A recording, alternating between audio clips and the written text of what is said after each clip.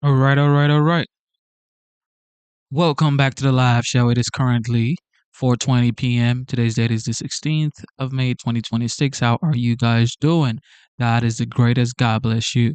God bless your family and God bless these United States. Today, this afternoon, Saturday afternoon, we're going to be checking out the Judiciary Committee have a hearing concerning the dangerous consequences of sanctuary policies. And this is specifically for Fairfax County in Virginia. Some of you may be living in Virginia or close by cities. This may be a very important information for you and your loved ones. But I always like to show hearings like this because I know for a fact a lot of Americans love to be aware of what's going on, but maybe don't have time to maybe just enjoy hearing and listen and get some vital information. But some of you do watch me, some of you don't. But if you do, God bless you. And if you do, make sure you share. Okay. Thank you so much for tuning in. All right. Listen to this. This is about 2 hours, 2 hours, 30 minutes, but it's worth it. And it's a lot of gems packed in this one. All right. Here we go. The chair is authorized to declare a recess at any time. I want to welcome all of you here today, and particularly members of the public who come to watch this hearing. But please know the public is not allowed to disrupt committee proceedings. If you disrupt today's proceedings, the Capitol Police will have to remove you from the room, and you may be subject to prosecution. Without objection, Mr. Klein will be permitted to participate in today's hearing for the purpose of questioning the witnesses if a member yields him time for that purpose. We'll now begin with opening statements. This subcommittee has become increasingly concerned with so-called sanctuary policies in which local or state law enforcement simply refuses to transfer illegal aliens who are already in their custody to federal authorities for deportation, or at the very least notify federal authorities about a criminal's release. Instead, these jurisdictions release these criminals back into our communities, often with devastating consequences. The doctrine of nullification, first propounded by John C. Calhoun, holds that local or state governments may simply ignore federal laws that they disagree with. This doctrine, fatal to a federal republic, was thought to have died with the Confederacy. These nullification or sanctuary jurisdictions now extend to 11 states, coincidentally the same number as the old Confederacy.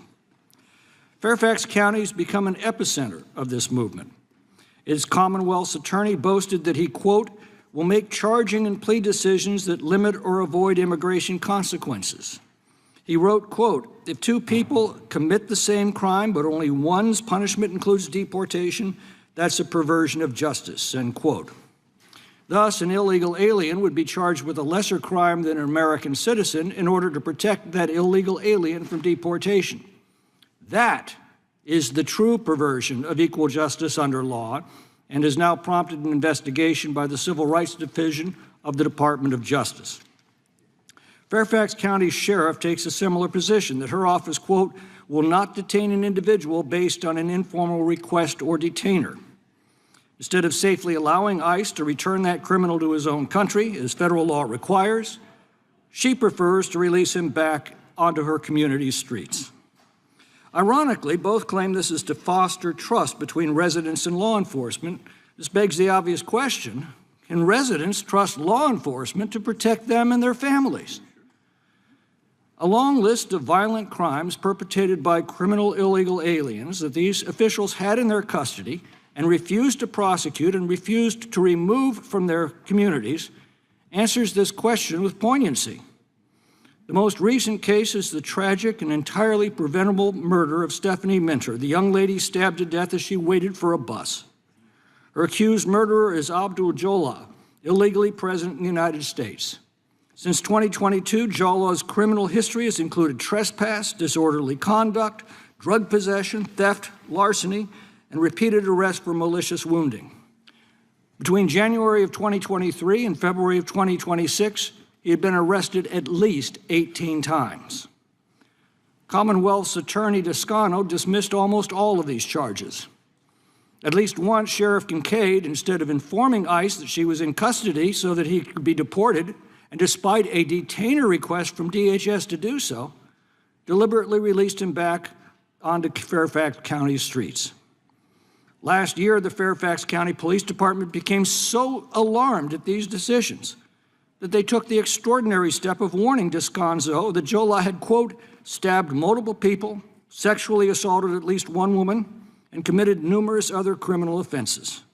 The police then issued this grim prophecy. It is not a question of if, but rather when he will maliciously wound or worse again. Well, the when came on February 23rd. That's the day this monster is accused of hacking Stephanie Minter to death. She was 41 years old. She leaves behind a grieving family. Now, Sheriff Kincaid says she doesn't have the budget to call ICE to pick up such criminals before she releases them back onto the streets. Well, that begs the question, how much does a phone call to ICE cost? And what was the cost to the Minter family of not making that call? Nor is this an isolated incident. There's a growing list of other criminal illegal aliens who these authorities had in custody and released back onto the streets instead of making a simple phone call to ICE to pick this person up. It includes illegal aliens who had their charges reduced or even dropped altogether, despite crimes ranging from child sex offenses to murder.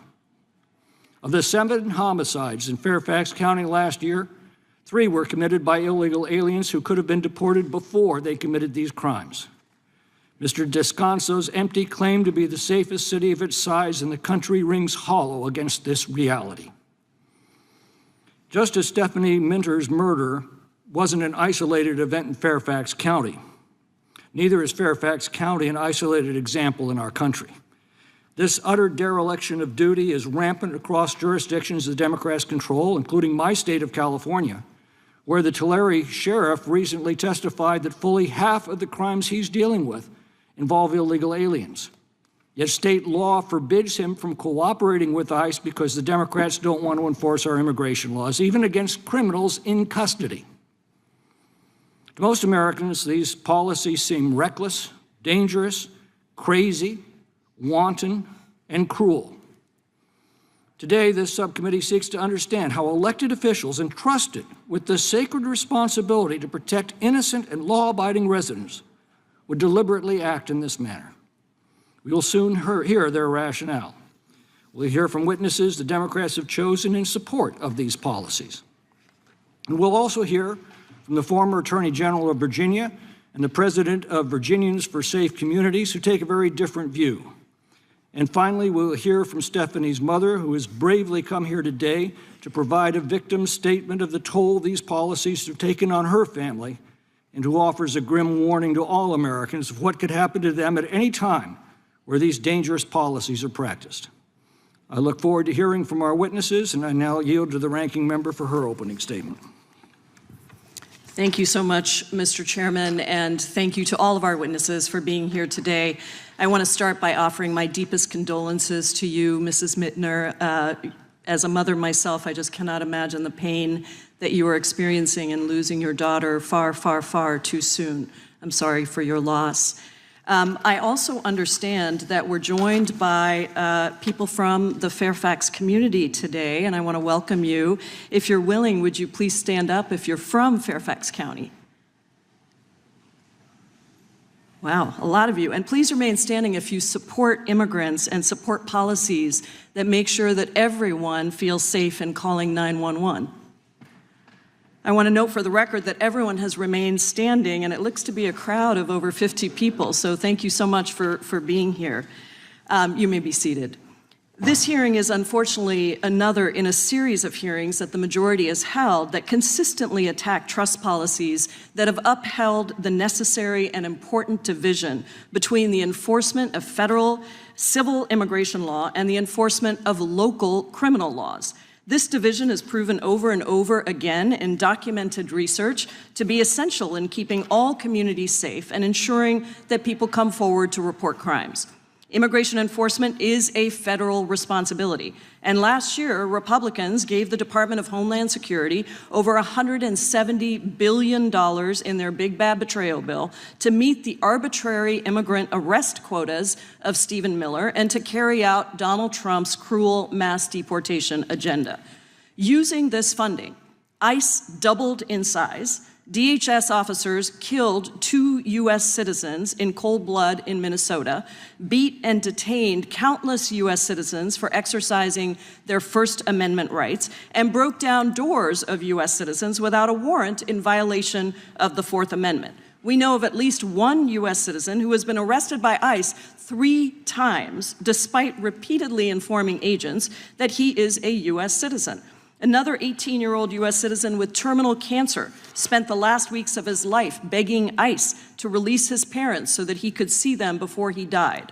They reunited one day before he died. And that is just what they've done to Americans.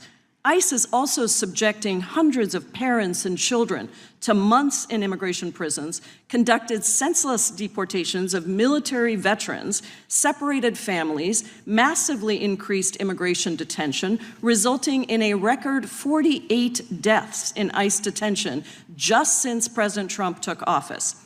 A recent Politico analysis revealed that judges have ruled in at least 10,000 cases that the detention was illegal, with no due process, no opportunity for detainees to plead their cases. 10,000 people, including a nursing mother who was separated from her 1-year-old child despite active legal refugee status, and a 5-year-old boy detained by ICE on his way home from school. More than 425 judges have heard cases and reached the same conclusions about the illegality of Donald Trump's mass detention policies, including, by the way, a majority of Trump-appointed judges. 3 circuit courts have also now ruled the policy illegal. The impact of these illegal policies is not just being felt by immigrants, it's ripping apart entire communities across the country, creating fear and terror, and also negatively impacting opportunities for all Americans. A new study by the National Bureau of Economic Research just concluded that Trump's immigration raids are now even weighing on the labor market, leading to fewer jobs for U.S.-born men without a college degree. Despite all of this, Republicans have refused to stop these illegal, unconstitutional, and cruel policies. They have refused to address the fact that while their anti-immigrant strategies may have worked before, they don't work anymore. Today, more than 60% of Americans disapprove of Trump's immigration policies. Americans want Trump and Republicans to focus on lowering their gas prices, lowering their grocery costs. They want Republicans to stop giving tax breaks to billionaires while stripping health care from tens of millions of Americans. But Donald Trump said it himself just a few days ago. In his own words, Trump said, quote, "I don't think about the financial situation of Americans." Really? That is exactly why Republicans are now planning to give ICE and Border Patrol an additional $70 billion with no oversight or accountability, and yet having a hearing this morning to complain that Fairfax County will not do ICE's job for them. Give me a break. DHS has plenty of money to hire all the new immigration enforcement agents they want. They don't need to commandeer the local police officers who are hard at work maintaining Fairfax's status as the safest county of its size in the United States. In one of the great ironies, here we are in the Immigration Subcommittee having a hearing about the prosecutorial decisions of a county attorney and the jail policies of a county sheriff. Whatever happened to the Republican Party that believed in local government? There are many reasons that you will hear that states and localities choose not to or are unable to conduct immigration enforcement on behalf of the federal government. Numerous court orders have declared immigration detainers unlawful violations of the Fourth Amendment, and state and local officials don't want to spend huge amounts of money on court cases. State constitutions often contain prohibitions, and local police departments want to prioritize their already scarce resources to encourage the trust of people to come forward and report crimes without worrying about their own immigration status. The Major Cities Chiefs Association has repeatedly reaffirmed that cooperation with the immigrant community is essential to solve crime and prevent further criminal activity within the entire community, including ensuring protections for victims of domestic violence and sexual assault. In 2019, my home state of Washington passed the bipartisan Keep Washington Working Act. For all these reasons, as have many states across the country, courts have ruled multiple times that states have the right to enact laws like the Keep Washington Working Act. These laws do allow information sharing with the federal government when necessary for an ongoing criminal investigation or pursuant to a court order or judicial warrant. This committee should be holding hearings on the unconstitutionality of this administration's policies, on the killing of American citizens by ICE and CBP. But instead, we're doing yet another hearing designed to further this administration's anti-immigrant agenda and distract people from the real issues at hand. The American people deserve better. I look forward to hearing from all of our witnesses today, and I yield back.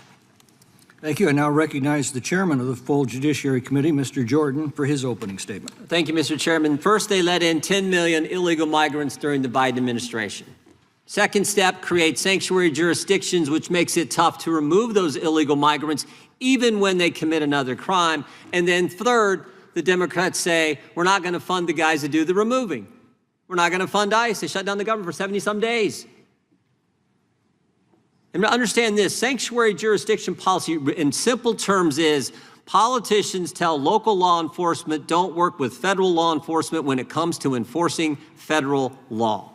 And that is the situation in 18 states, 11 cities, actually the other way around, 18 cities, 11 states, 3 counties, and the District of Columbia. But because those are big cities, big states, that's almost a third of the population lives in a jurisdiction where, again, local law enforcement is not allowed to work with federal law enforcement to enforce federal law. Let in 10 million, create sanctuary jurisdictions so it's tough to remove them even when they commit a crime, defund ICE, but Mr. Descano takes it even a step further. He takes it a step further and says, I'm not even going to prosecute the guys who do terrible things. I'm not going to prosecute them. We're not going to honor detainers. We're going to let them out on the street. And of course, what happens when you do that? Ms. Minter's going to talk about that in a few minutes. That's what happens. Take another example. Marvin Morales Ortiz had this long rap sheet, but on September 12, 2025, he's arrested for malicious assault and brandishing a gun. Mr. Descano says, we're not going to prosecute this guy. Sheriff Kincaid says, we're not going to honor the detainer. And they release him on December 16th, 2025. And what happens on December 17th, 2025? He kills someone. That's the consequences of this dumb, stupid, crazy policy. And again, Ms. Minter's going to talk about Stephanie Minter. The chairman talked about Abdul Jallah, who had this 40 past charges, had all kinds of things. This guy had been arrested and charged with multiple crimes, malicious wounding, stealing property, larceny, trespass, disorderly conduct, malicious wounding, 100 involvements with the local police. And as the chairman pointed out, the local law enforcement told Mr. Descano's office, if you let this guy out, he's going to do something bad. It's going to be bad. And sure enough, they were right. And he stabbed and killed someone. That's the consequence. Now, here's the craziest part of all. Here's the craziest part of all, and the chairman mentioned this. Mr. Descano told us he was going to do it. He told us he was going to do this. The statement I think the chairman read, Mr. Descano's office will take immigration consequences into account when making charging and plea decisions. This is unbelievable. So I want to thank the chairman. The Democrats can say all they want. Well, why are we having another hearing? We're having a hearing on this because this is the dumbest thing we've ever heard. So I want to thank the chairman for this hearing, and I want to thank him for the legislation that he sponsored. This committee's already passed. Sanctuary Jurisdiction Shutdown Act of 2026. And hopefully that's going to be passed in the full House soon. Love to get that into law so we can stop what's going on in Fairfax County. With that, I yield back. Thank you. I now recognize the ranking member of the full committee, Mr. Raskin, for his opening statement. Thank you very much, Mr. Chairman. Welcome to all of our witnesses. I would especially like to thank Ms. Minter for coming today.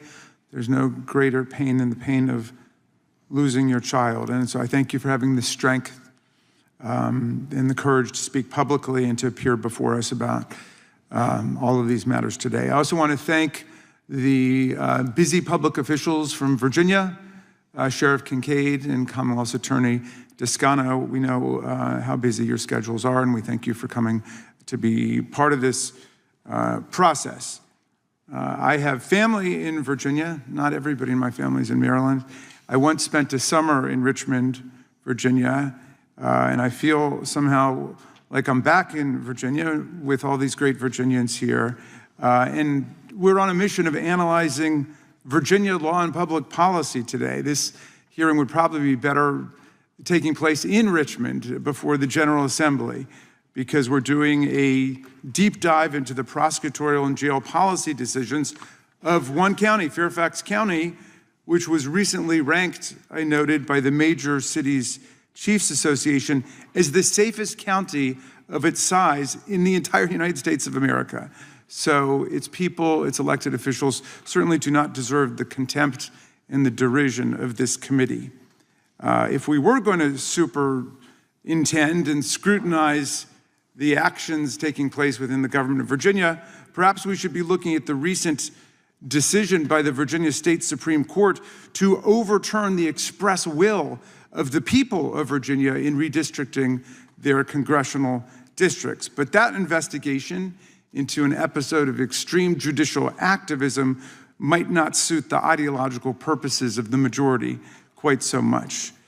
The ranking member has done an excellent job of providing an overview of the problems and limitations with the particular conception of this hearing. What we have on one side is a massively funded federal bureaucracy, which just got $175 billion last year, accomplished by slashing funds for Medicaid, children's health insurance, rural hospitals, and so on. DHS now has 250,000 employees and a budget larger than that of 150 countries on earth. It has over 80,000 sworn officers, more than the number of police officers, check this out, in New York City, Chicago, Los Angeles, Houston, Washington, D.C., Las Vegas, and Dallas combined. And yet, despite this massive bureaucracy and this awesome budget, the administration is trying to blame the problems in immigration law and policy over which the people of Fairfax County have no control, other than as citizens voting for representatives in Congress, trying to blame these local jurisdictions like the sheriff's office, whose annual budget is not $175 billion, but if the internet is correct, I just looked it up, is $85 million, which is much less than 1,000th of the Homeland Security budget. And yet, the federal government or Congress, rather than actually engaging in the process of studying and passing comprehensive immigration reform, prefers to bully and scapegoat local jurisdictions which are trying to deal with the failures of federal policy. Look, ICE and the Department of Homeland Security have a job to do, and they should do it. And they should do it without violating the law. They should do it without violating the Constitution. They should do it without killing U.S. citizens like Renee Good and Alex Preddy. But they have a job to do, and the government of Fairfax County has a job to do. And these public officials have a job of enforcing the criminal laws of Virginia as chosen by the people of Virginia within all of the constraints of state and federal law. Now, as I understand it, and this is what I'm interested in because I'm not familiar with what is taking place in Fairfax County or in Virginia, but as I understand it, ICE can come and pick up undocumented prisoners for a period of days or weeks before they are discharged. And this has happened before, and The local and state government, contrary to what we just heard, cooperates fully with the federal government in these cases. The idea that they don't cooperate is just wrong. ICE can come and pick them up before their point of discharge, and as I understand it, and I want to hear more about this, they can pick them up at the point of discharge. But Fairfax County, as I understand it, takes the position it cannot hold prisoners beyond the length and duration of their lawful sentence. And I want to hear about that. But I'm curious, why can ICE not pick up, with its massive resources, why can they not pick up the prisoners while they are still being held? Or right before they're about to be released, or at the point of discharge? I don't really understand that. And then, again, I understand everybody is eager to beat up on Fairfax County for some reason, but in terms of the specific terrible case we're going to talk about today, we're going to hear about this Abdul Jallo, the Sierra Leone national who's accused of brutally murdering Ms. Minter's daughter, Stephanie. He was actually in ICE custody from 2018 through 2019 during the first Trump administration before they released him back into the public. As I understand it, I want to get to the bottom of that report. Why was he not removed back to Sierra Leone when the Trump administration held him in 2018 and 2019? That is a critical question that I have in terms of trying to define responsibility, if all of this is just a blame game that we're engaged in. It would be far more meaningful for us to be talking about comprehensive immigration reform. I think that's what Americans and Virginians are looking to Congress for, not to be scrutinizing and demonizing particular cities or counties around the country, which does not strike me as a very productive exercise. Nonetheless, I'm delighted to hear from all of our witnesses here, and I yield back to you, Mr. Chairman. Thank you. Without objection, all other opening statements will be included in the record, and we'll now hear from today's witnesses. We have with us today Ms. Cheryl Minter. She's a lifelong Virginia resident. She's the mother of Stephanie Minter, the young woman who was victimized by these sanctuary policies. We have with us the Honorable Stacy Kincaid, who serves as sheriff for Fairfax County, Virginia.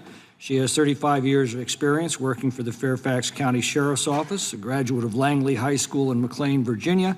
Sheriff Kincaid received her bachelor's degree in political science and criminal justice from the Frostburg State University in 1987.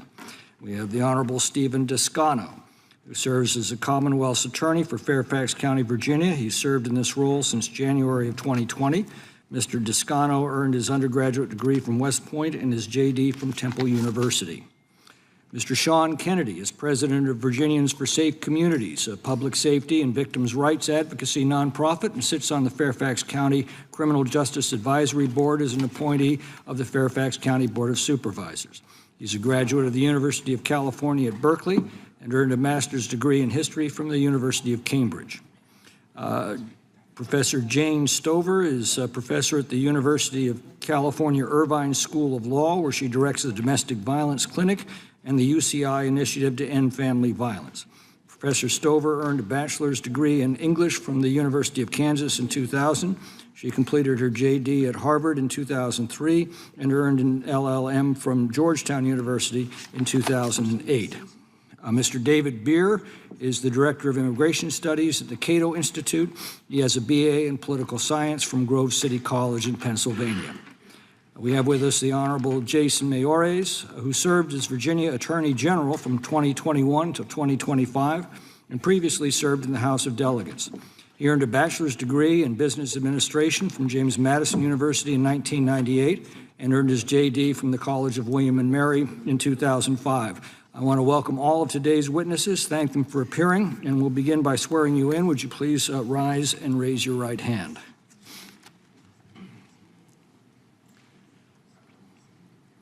Do you swear or affirm under penalty of perjury that the testimony you're about to give is true and correct to the best of your knowledge and information and belief, so help you God?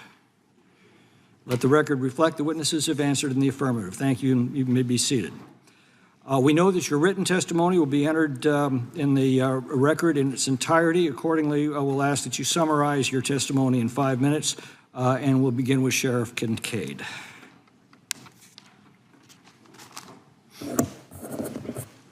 Good morning. Chairman McClintock, Ranking Member Jayapal, and distinguished members of the subcommittee. Thank you for the opportunity to appear before you today. My name is Stacey Ann Kincaid, and I am the Sheriff of Fairfax County, Virginia. I was sworn in as a deputy sheriff in 1987, and I worked my way through the ranks of my agency, serving in every division with distinction. After achieving the rank of captain, I ran for sheriff in 2013 and have since been reelected 3 times with overwhelming majorities. As sheriff, it's been an honor to serve Fairfax County. The safety and security of Fairfax County has been my absolute priority for the past 38 years. I entered law enforcement to serve my community and to help protect the vulnerable. I believe all those that commit crimes should be held accountable, and I sympathize with all victims of crimes. I am proud of the role my agency plays in the Fairfax County criminal justice system by ensuring the safe and orderly administration of justice. Simply put, the justice system comes to a halt without Fairfax County Sheriff's Office. We are tasked with serving every document issued by our court system, including protective orders and subpoenas. We are responsible for providing security to a courthouse and ensuring the safety of hundreds of thousands of courthouse visitors every year, including judges, victims, and witnesses. We operate a secure and humane adult detention center, and we hold certifications from the American Correctional Association, the Virginia Law Enforcement Professional Standards Commission, the Virginia Department of Corrections, and the National Commission on Correctional Health Care. In addition to our accreditation, I am proud of the groundbreaking, nationally recognized programs that run daily in my jail. These efforts are critical to reducing recidivism and making our communities safer. The functions of my agency are carried out daily to ensure the safe and orderly administration of justice in Fairfax County. My agency is not staffed for, budgeted for, or mandated to perform the duties of the federal government. My operating budget is approved by state and local government and is allotted specifically to carry out state and local mandated functions, maintaining a safe and secure detention center, serving civil process, and ensuring the safety of the courthouse. It is simply not the job of the Fairfax County Sheriff's Office to engage in federal immigration enforcement.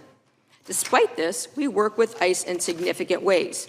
We treat them like every other law enforcement agency we interact with. They are allowed into our facility at any time. They are notified of every undocumented immigrant booked into our jail, and they know their location. If there is an individual they want to take custody of, they can do so by obtaining a judicial warrant, calling to ask when the individual will be released, tracking the individual's court date, or taking custody of the individual up to 5 days prior to their release. When ICE does call, we even coordinate high-risk transfers with ICE to ensure their safety. We have no problem with ICE conducting its lawful business, but it is their business to conduct, not ours. Fairfax County is one of the top 50 most diverse counties in the entire nation. Over 30% of Fairfax County's population is foreign-born, and over 40% speaks a language other than English at home. I am the sheriff for each one of these residents of Fairfax County, no matter their national origin, native language, and citizenship status. Ensuring trust between the community and my agency is a key component of effective law enforcement.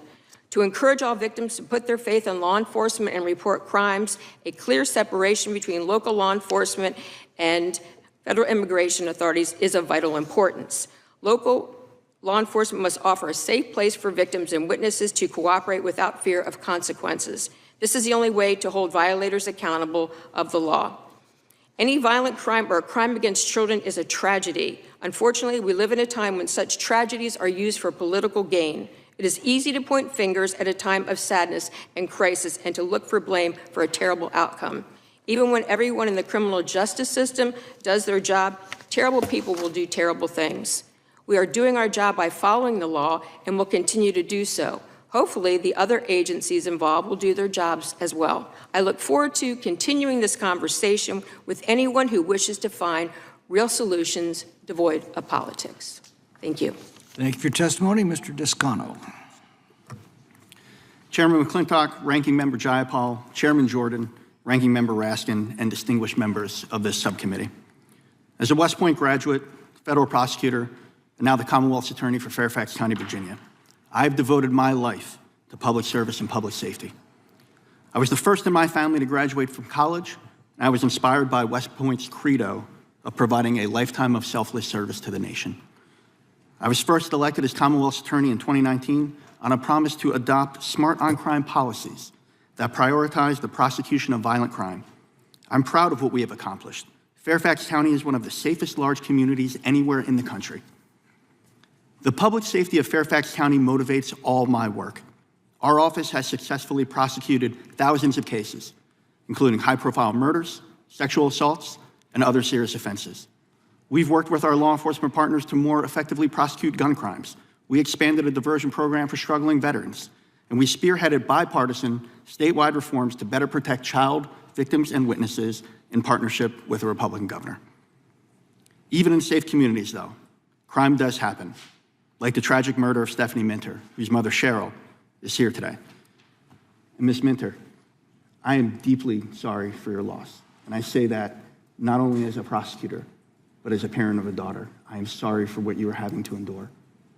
And I promise that my office is doing everything we can to prosecute the man responsible.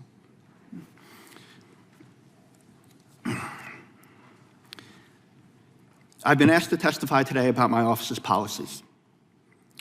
I welcome any conversation about how to reduce and prevent violence. Unfortunately, I expect some will instead promote a false narrative that gets us no closer to real solutions that Americans deserve. Let me be absolutely clear. My office does not provide sanctuary or safe harbor to undocumented immigrants. In fact, we routinely prosecute immigrants who commit crimes, and we will continue to do so. Our approach to prosecution of crime has helped make Fairfax County one of the safest jurisdictions of its size in the country. Last year, we had far fewer homicides than in almost any other major jurisdiction in the United States, including in states that many members of this subcommittee represent. Serious violent crime in Fairfax County is also lower than that of most other large jurisdictions. And Fairfax residents know it's safe. A Washington Post poll found that 94% of Northern Virginia residents reported feeling safe from crime in their neighborhood. And the citizens of Fairfax County have weighed in by re-electing me with 77% of the vote. My office also works with our federal partners to prosecute crimes. And, like many state and local prosecutors, my office has a policy of not assisting ICE with federal civil immigration enforcement. We do not have the budget or personnel to enforce federal civil immigration law, and it is simply not our job. We handle 15,000 criminal cases each year, with just 52 full-time attorneys and a limited budget. Our policy of not diverting our resources to federal immigration enforcement also makes our community safer. 3 in 10 residents in Fairfax County are immigrants. When crimes occur, we need victims and witnesses, including members of our immigrant communities, to report those crimes and come to court to testify. If victims and witnesses believe my office will report them or their neighbors to ICE, they will not trust us, and they will not provide the testimony we need to obtain convictions and get justice. It is justice that my office is now seeking by prosecuting the defendant Abdul Jallo in the tragic murder of Stephanie Minter. The system failed Ms. Minter, and we should all look for ways we can prevent tragedies like this in the future. That starts with understanding the facts. The defendant was well known by ICE as early as 2018, when ICE held him in custody for nearly 2 years during the first Trump administration, only to release him into the community. After that, my office worked closely with law enforcement to prosecute him and obtain convictions for his crime wherever possible, and despite challenges in those cases. We are fully committed to holding the defendant accountable in this case. As a local prosecutor, I will continue to focus on my job prosecuting defendants who commit crimes in Fairfax County. In carrying out that role, my office makes case decisions based on the law, the evidence in the case, the interests of the victim, and in service of seeking justice and keeping our community safe. Thank you for having me, and I welcome your questions.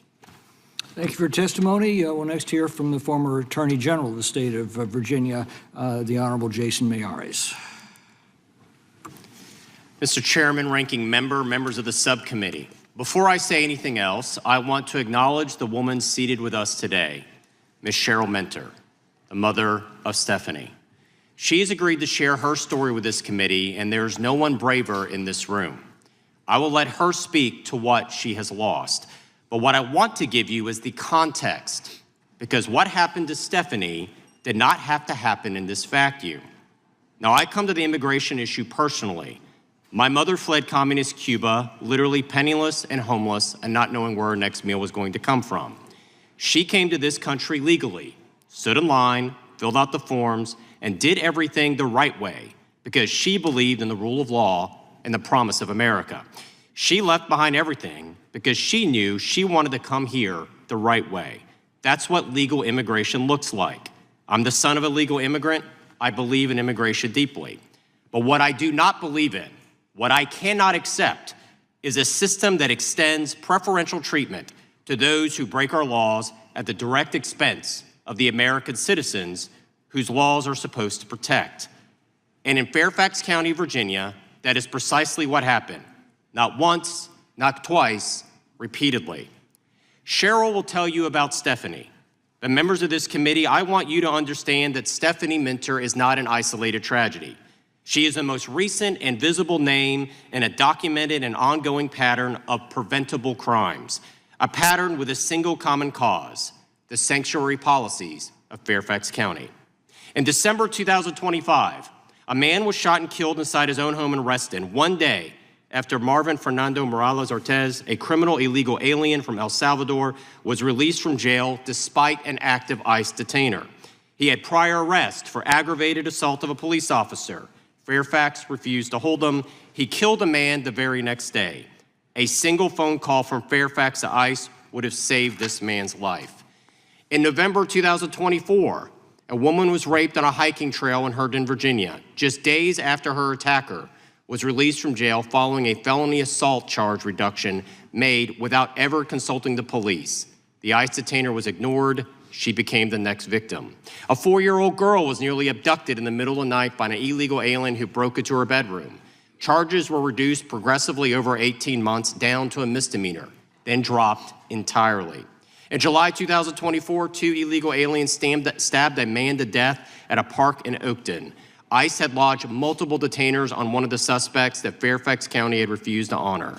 He was released back into the community. Then he killed. In the last several weeks, girls as young as 13 were groped repeatedly in the hallways of a Fairfax County high school by an illegal alien enrolled as a student at age 19. ICE asked that he be held. Fairfax refused. Same county, same prosecutor, same policy, over and over again. Members, this is not incompetence, this is not coincidence, this is policy. Commonwealth's Attorney Toscano publishes it on his own website. His office's formal written policy states that prosecutors shall, whenever possible, make charging and plea decisions that, quote, limit or avoid immigration consequences. That's not prosecutorial discretion, that is discrimination against American citizens in favor of those here illegally who commit additional crime. That is why the Law Enforcement Legal Defense Fund petitioned the Department of Justice, which early this month has opened a civil rights investigation into Mr. Toscano's office, arguing that his policies violate the Equal Protection Clause of the 14th Amendment. Let me be clear about the law. Immigration is not a shared power with states. It belongs exclusively to the federal government. And federal law expressly prohibits state and local governments from restricting communication with federal immigration authorities. Fairfax County's policies do exactly that. This is not non-cooperation. This is a deliberate choice to put a violent criminal back on the street. We know what works because Virginia proved it under Governor Glenn Youngkin. His Executive Order 47 established a state immigration task force. And within 8 weeks, over 130 gang members were picked up, including the East Coast leader of MS-13 living freely in Prince William County. He was captured. Virginia was called the national model. Our new governor, Spanberger, dismantled it. Her first day in office, she signed Executive Order 1, ending state cooperation with ICE just 19 days before Stephanie Minter was killed. She now has a bill on her desk that would prohibit every jurisdiction in Virginia from cooperating with ICE. I think we all know what she will do. Government's first and most fundamental duty is to protect the people it governs. Sanctuary policies represent a catastrophic and willful failure of that duty. My mother came to this country because she believed the law would protect her. Cheryl Minter believed the same thing. Stephanie Minter deserved the same thing. And Virginians are paying the price. I'm asking this committee to make this stop. Thank you, Mr. Chairman. I welcome the committee's questions. Thank you for your testimony. We'll next hear from Professor Stover.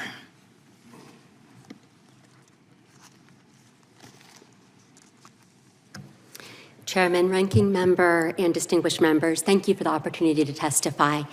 My name is Jane Stover, and I'm a law professor at the University of California, Irvine School of Law, having first taught at Georgetown and American, directing domestic violence clinics for over 20 years now.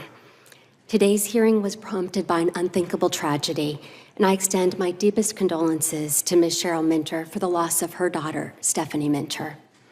All victims deserve safety and justice, and many have been failed by the systems that purport to help them. I'll be direct, though. Focusing on immigration enforcement as the solution to violence against women is rooted in false narratives, not facts. Contrary to the premise of this hearing, sanctuary policies aren't obstacles to public safety. They're essential to it. Study after study, including by criminologist Sharis Kubrin, shows that immigrants commit fewer crimes. And law enforcement leaders have warned that when survivors fear the police, crimes go unreported and communities become less safe. As co-chair of my county's domestic violence death review team, I can assure you, preventing abuse prevents fatalities.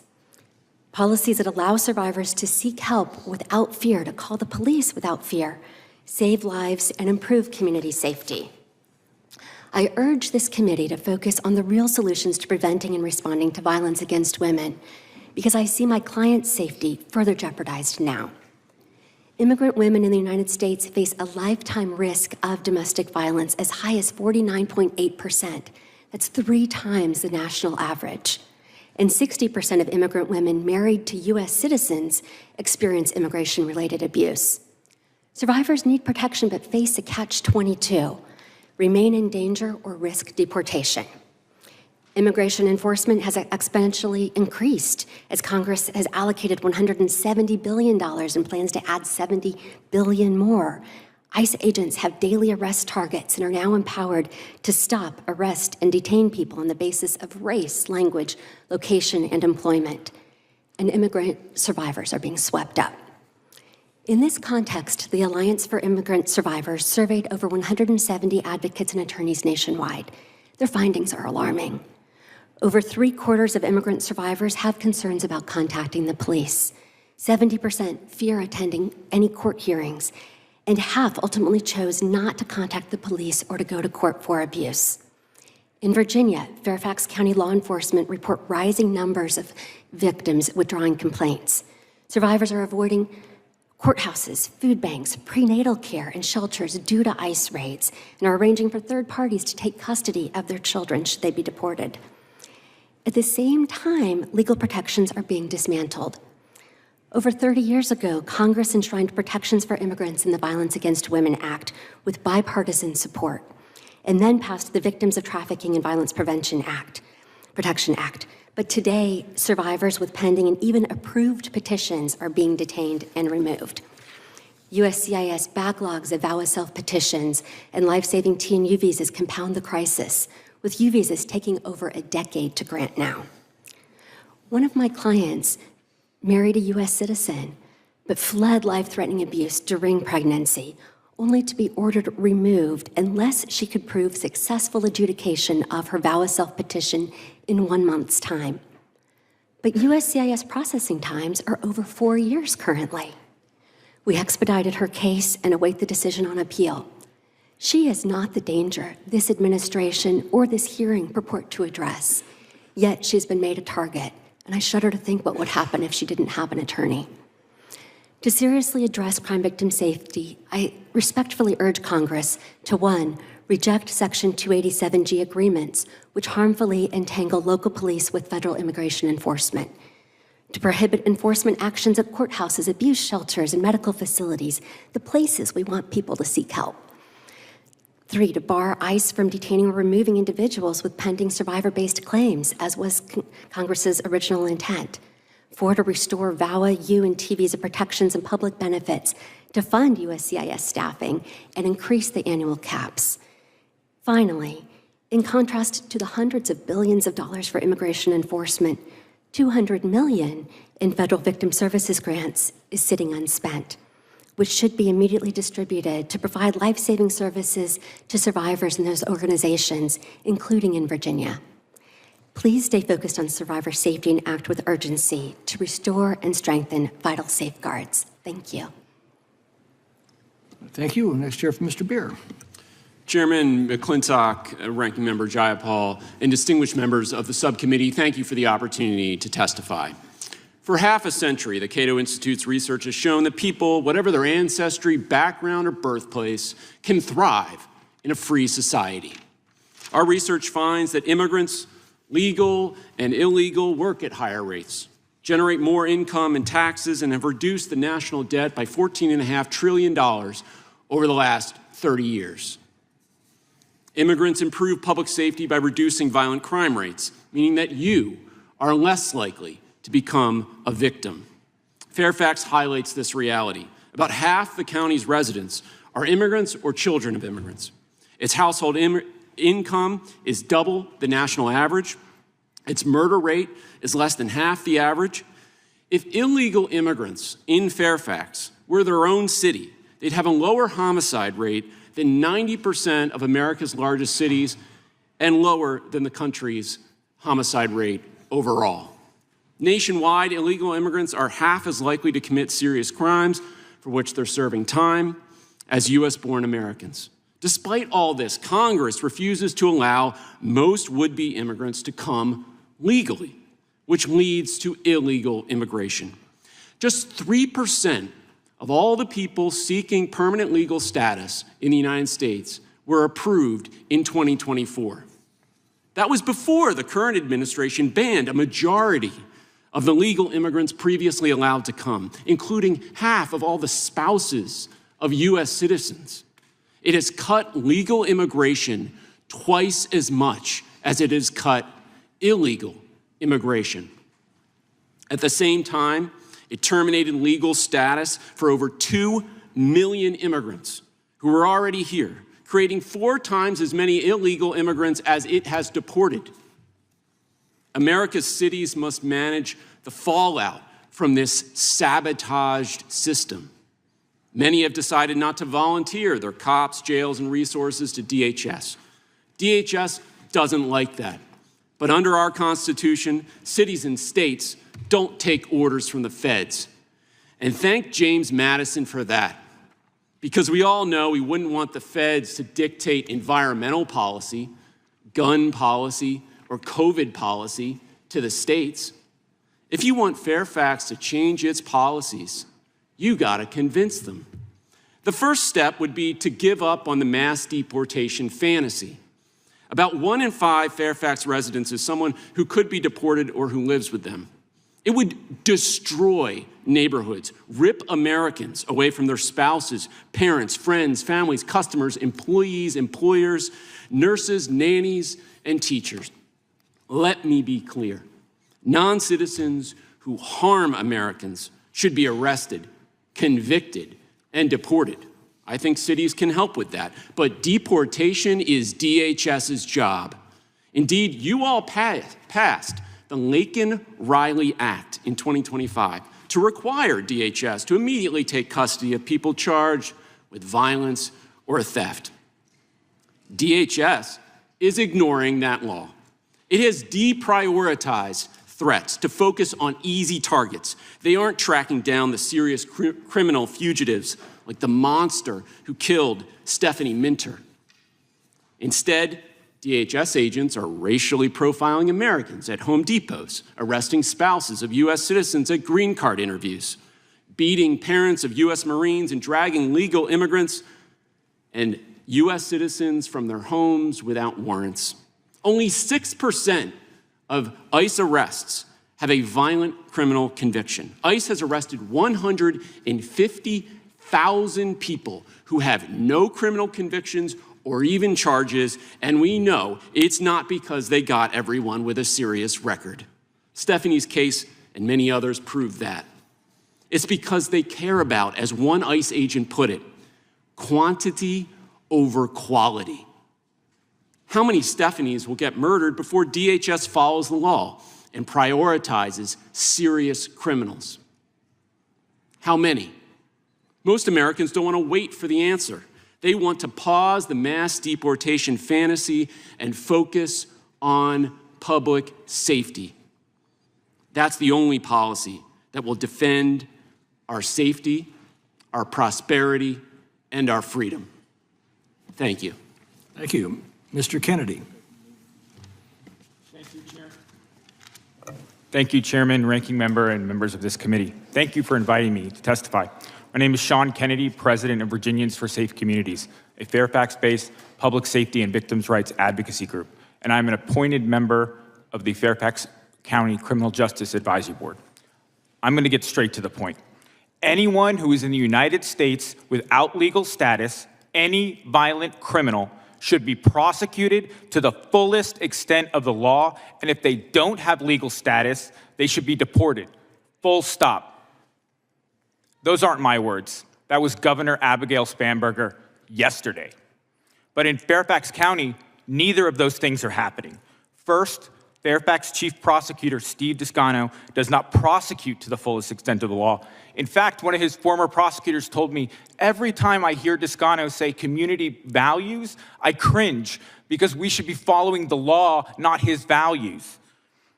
In fact, he openly flouts the law, ordering his prosecutors to seek lighter sentences for violent criminals and sex offenders, including murderers and child rapists.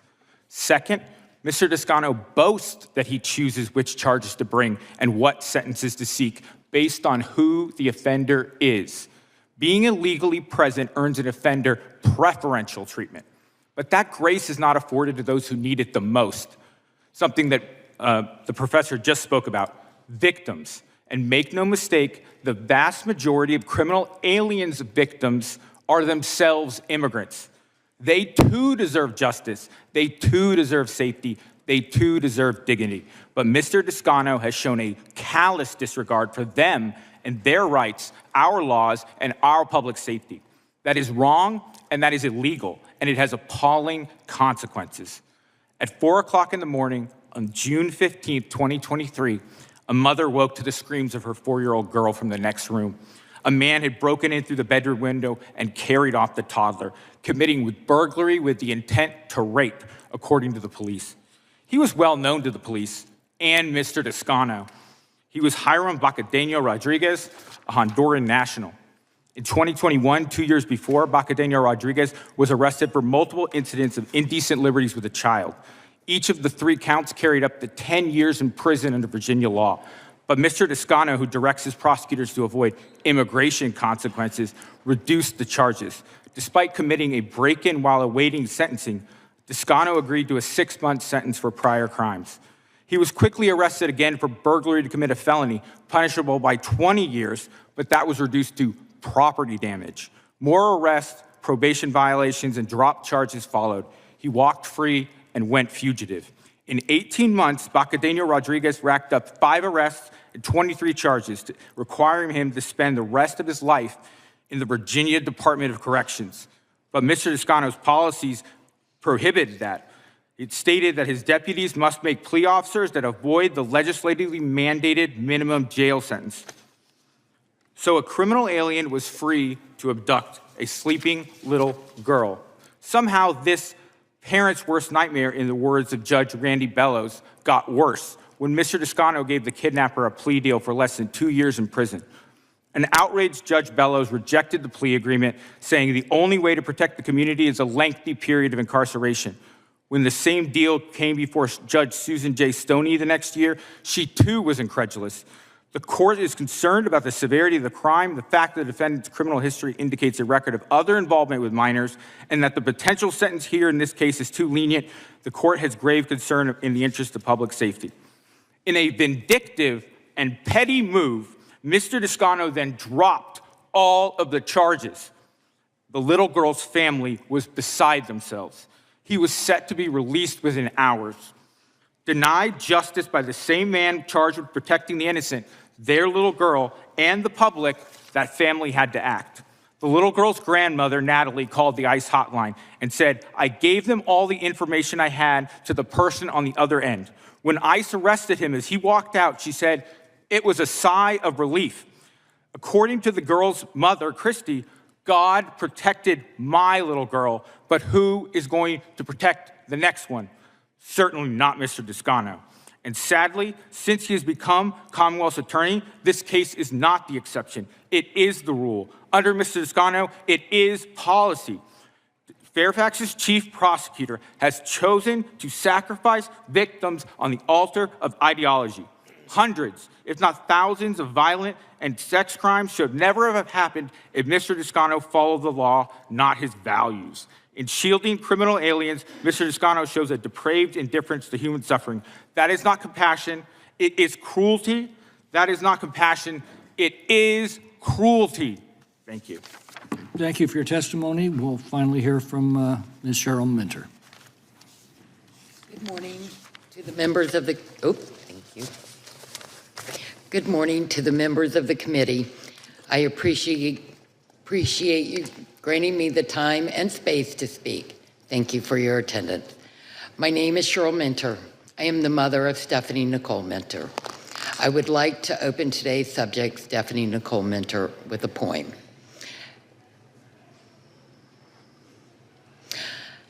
Every good painting will take 1,000,000 strokes. To make a good song, you have to go mining to find the perfect notes. And a castle is created stone by stone with patience and care, because great leaps come with small steps and time. This poem comes from my favorite coffee cup, gifted to me by Stephanie. We would share a cup of coffee during the early mornings. We butted heads like every mother and daughter, but wanted to actively take steps together to make our relationship better. We would share stories, memories, laughter, thoughts of the future, and more. This is something I will never get to experience again because of the failures of our justice system. Stephanie was my daughter, my heart. She was a loving mother, a daughter, sister, an auntie, a friend, a mentor. She believed in God. She cared for people. She showed up for others, even when she was tired. Stephanie was my memory, since mine isn't that great anymore. She always knew the right Bible verse for any situation, always smiling, always joyful, always loved life, even through the bad times. Stephanie was a woman who faced many battles in life. She always came out the other side of tough times with that bright smile on her face. That same smile is something I will never be able to see again. A smile the world will never bear witness to again. On February 4th, 2026, I woke up to the worst call a parent can ever receive. My daughter was gone, taken in the most horrific way, while simply waiting for a bus in Fairfax County on the night of February 23rd, 2026. No mother should have to stand here and say these words. No family should have to bury their child like this. Stephanie's life mattered. Her voice mattered. Her future mattered. And today I stand here because her life was taken in a way that should have never happened. The man who took my daughter's life should not have been free to walk the streets. He had been picked up many times. He was known. There were warnings. There were emails sent saying he was a danger, and still he was released. I am not here for politics. I am here for accountability. I am here because a system failed my daughter. If not for these failures, I could be sharing a cup of coffee with Stephanie this morning rather than speaking with you all today. When policies protect people who are a known threat, innocent lives are put at risk. When warnings are ignored, families like mine pay the price. This is not just about Stephanie. This is about every mother, every parent, every child, every person who waits at a bus stop, walks home, or goes to work, trusting they will be safe. We cannot ignore this. We cannot look away. Compassion should never come at the cost of public safety. Care for one group should not mean danger for another. We can be a community that is both caring and responsible. We can have policies that protect people and also keep our streets safe. But that means we must act. We must listen when there are warnings. We must take threats seriously. We must make sure that people who are dangerous are not released back into our neighborhoods. I will carry my daughter's name for the rest of my life. I will carry her memory. But I should not have to carry this pain because of a preventable failure. Stephanie deserved to come home that day. She deserved to watch her child grow. She deserved more time. I am asking you, please do not let her story be ignored. Do not let another family stand where I am standing. Make changes, take responsibility, protect your community, because no mother should ever have to wake up to this nightmare. I'd like to read from Psalms 28. Give them the punishments they so richly deserve. Measure it out in proportion to their wickedness. Pay them back for all their evil deeds. Give them a taste of what they have done to others. They care nothing for what the Lord has done or for what his hands have made. So he will tear them down, and they will never be rebuilt. Praise the Lord, for he has heard my cry for mercy. The Lord is my strength and my shield. I trust him with all my heart. He helps me, and my heart is filled with joy. I burst out in songs of thanksgiving. The Lord gives his people strength, for he is a safe fortress for his anointed king. Save your people, bless Israel, your special possession. Lead them like a shepherd and carry them in your arms forever. Thank you.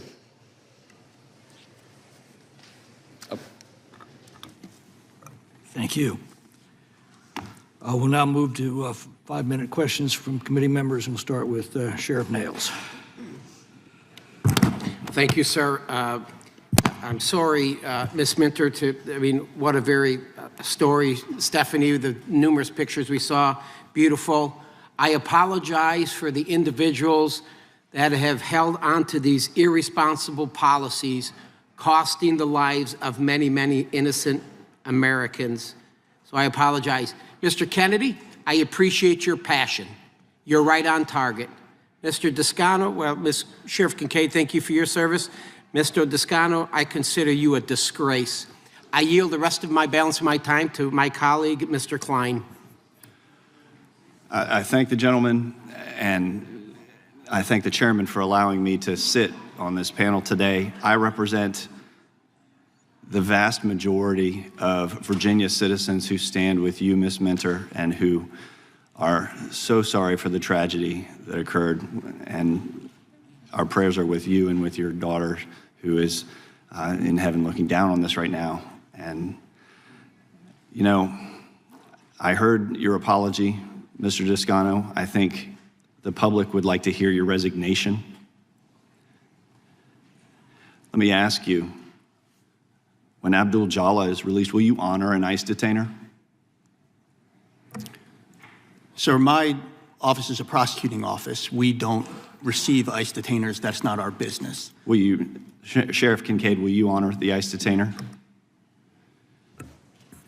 Well, thank you for that question. And I would certainly hope that this case would be prosecuted and that justice would be served. Certainly when it comes to Mr. Jala, there hasn't been ICE detainers with the exception of one time in 2018, which we turned him over to ICE, and then the second time, which we had to release him to a facility. Each other time he's been in my custody, there's been no detainers. If one comes, will you honor it?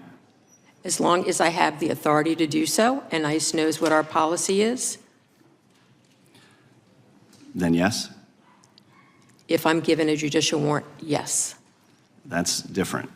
Well, it's what gives me the authority to detain somebody when I receive a court order from a judge mandating someone's release. I would also hope that that ICE would know when Mr. Jala is getting released so that they would be able to come and pick him up. And we do plan, should he get convicted, we do plan on taking him, driving him down to the Department of Corrections. All right. Well, Mr. Descano, your policy tells prosecutors to give lighter treatment to defendants based on their immigration status. Isn't that just discrimination with a sympathetic face? And why are you protecting criminal illegal aliens more than the people of Fairfax County, the citizens? Well, first of all, sir, I think there's two things wrong with it in the question that you asked me. We're not protecting undocumented individuals. As a matter of fact, we prosecute people who commit crimes in Fairfax County regardless of their status. So the idea that we don't do that is simply wrong.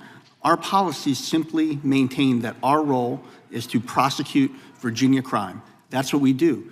ICE's role is to do federal civil immigration enforcement. Mr. Miyares, you disagree with that?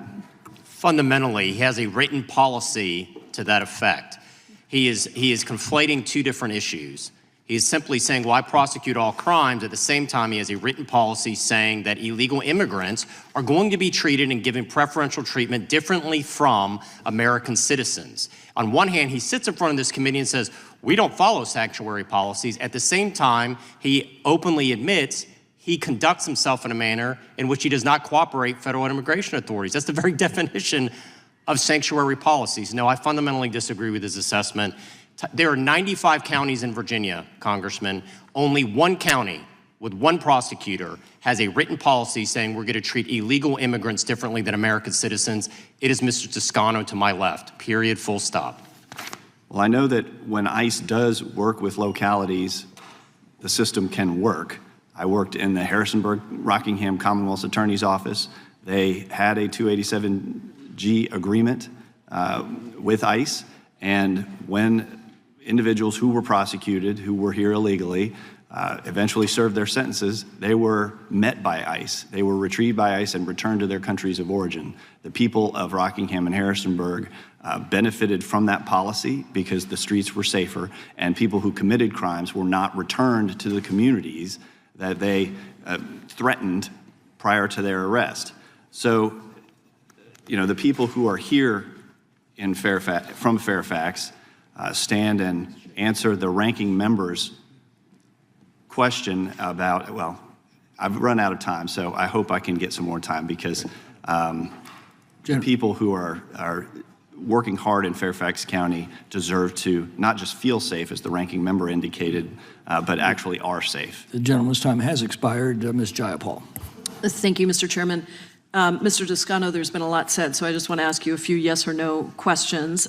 Your office works with DHS regularly on criminal issues, not civil immigration enforcement. Is that correct? That is correct. And if DHS came to you with a judicial warrant to take someone in your custody, would you comply? Well, we don't hold people in custody, but we have worked with that department for criminal cases before, and we will continue to do so. And do you arrest, prosecute, convict, and incarcerate individuals accused of crimes regardless of immigration status? Absolutely. I just want to reiterate a couple of points. Again, yes or no. Is the crime rate in Fairfax County one of the lowest in the country? Yes. And is Fairfax County rated among the safest jurisdictions of its size by the Major City Chiefs Association? Yes. So, given the ramp up of illegal mass detentions and the attacks on legal immigration that Mr. Beer and others have spoken about, how has that played out on the ground for you? Are people in immigrant communities, communities of color, feeling safe to come forward and report crimes, testify? No, they're absolutely not, and that in fact makes my job as a local prosecutor much harder. As I'm sure you're aware, when we do cases, we have to rely on the evidence, and most of the time that evidence is through victim and witness testimony. We want members of our community to come to court, but when they're scared, as they currently are becoming more and more scared with what ICE is doing, they are more reluctant to come to court. And when we don't have witnesses, that means, unfortunately, bad guys hit the streets again. And as a prosecutor, that's what I don't want. That's what my trust policy is trying to avoid. Thank you. Professor Stover, I want to turn to you. Immigrant women experience domestic violence at rates nearly 3 times the national average and are often among the most vulnerable because the fear of deportation can keep them trapped act in these abusive situations. I've done a lot of work on this issue, as you know. In your work, you've written about the importance of trust between immigrant communities and local law enforcement. When immigrant communities know that calling 911 will not result in deportation for themselves or a family member, they're more willing to report and help law enforcement solve crimes. Can you discuss how local police working too closely with ICE can undermine that trust, and whether this administration's aggressive immigration policies are making it harder for domestic violence survivors to come forward and seek help? Yes, and thank you for your work on this area. It absolutely undermines trust. When you have law enforcement and that the line between law enforcement and immigration enforcement blurred, when you call the police, you don't know when they show up at your door, are they there to help or to deport you? And so it's absolutely created a chilling effect and really suppressed people coming forward to get help, which then causes greater danger for the broader community. I'll identify just one survivor quote from a survivor reaching out to a local service provider that said her abuser would tell her, quote, "Look at the TV," referring to the coverage of immigration raids and the rhetoric about immigrants, to, quote, "see how no one cared about her." Mm-hmm. This is really creating a very significant chilling effect for abuse survivors and continuing to escalate abuse. I'm hearing a lot about that from survivors in my own district. Mr. Beer, I want to thank you for all of your research on Trump's attacks on the legal immigration system. He, of course, said he was going to go after the worst of the worst, and that is clearly not what is happening. Republicans want to force states and localities to comply with these mass deportation policies, and they want to threaten to cut billions in law enforcement, public safety, and national security funding to the jurisdictions that refuse to comply. Can the federal government force states and localities to do the federal government's job? Question number one. Question number two, why is it not in the interest of the public and public safety to force local jurisdictions to do this? Well, first of all, the 10th Amendment puts the firewall in place. We have a system of federalism. The Supreme Court has been quite clear on this. You cannot force state and local governments to do what you want. Congress's powers are limited. You can order the federal agencies to do whatever you want. You cannot, as long as it comports with the Constitution, of course, but you cannot tell the states and local governments what to do. And you also cannot use your federal grant-making authority as a backdoor to coerce states into doing what they want. The Republicans, and certainly myself and the Cato Institute were quite happy in the Obamacare decision, where they said you can't force Medicaid expansion on states by denying all Medicaid to states that don't cooperate. And so that was a protection of federalism, and we should continue and defend the federalist system of government from these time attacks. has expired. Mr. Biggs. Thank you, Mr. Chairman. And first, I thank specifically Ms. Minter for being here today. It takes a great deal of courage, and appreciate you being here. I thought it was an interesting thing when we heard that Americans care about their microeconomy. But you know what they really care about? Because if you have money and you're unsafe, it's like you don't have money. You need to be safe. That's what Americans really care about. Number one, you need to be safe. Americans want to be safe. And I thought it was interesting too when the ranking member said, hey, stand up here if you're if in the gallery, if you support immigrants so that they're able to make 911 calls. I thought that was interesting. Everybody stood up and then a few sat down. But you know who can't stand up today? You know who's not here today? The victims of the crimes of those individuals that were released into the community, knowing that they had a propensity to commit these types of crimes. They're not here to answer for themselves. That's why we have, ostensibly, that's why you have the police agencies. So I thought I would tell you, you know who's not here? Ms. Minter's a wonderful daughter, Stephanie. She's not here because Abdul Jala was released. The victim of Malden Annabelle Guzman, who was killed, is not here. The victim of Marvin Fernando Morales Ortiz is not here. He's killed. He's killed, released by these individuals. Wilmer Osmani Ramos Giron, the victim of his strangulation, is not here. The victim of Jorge Armando Melendez Gonzalez,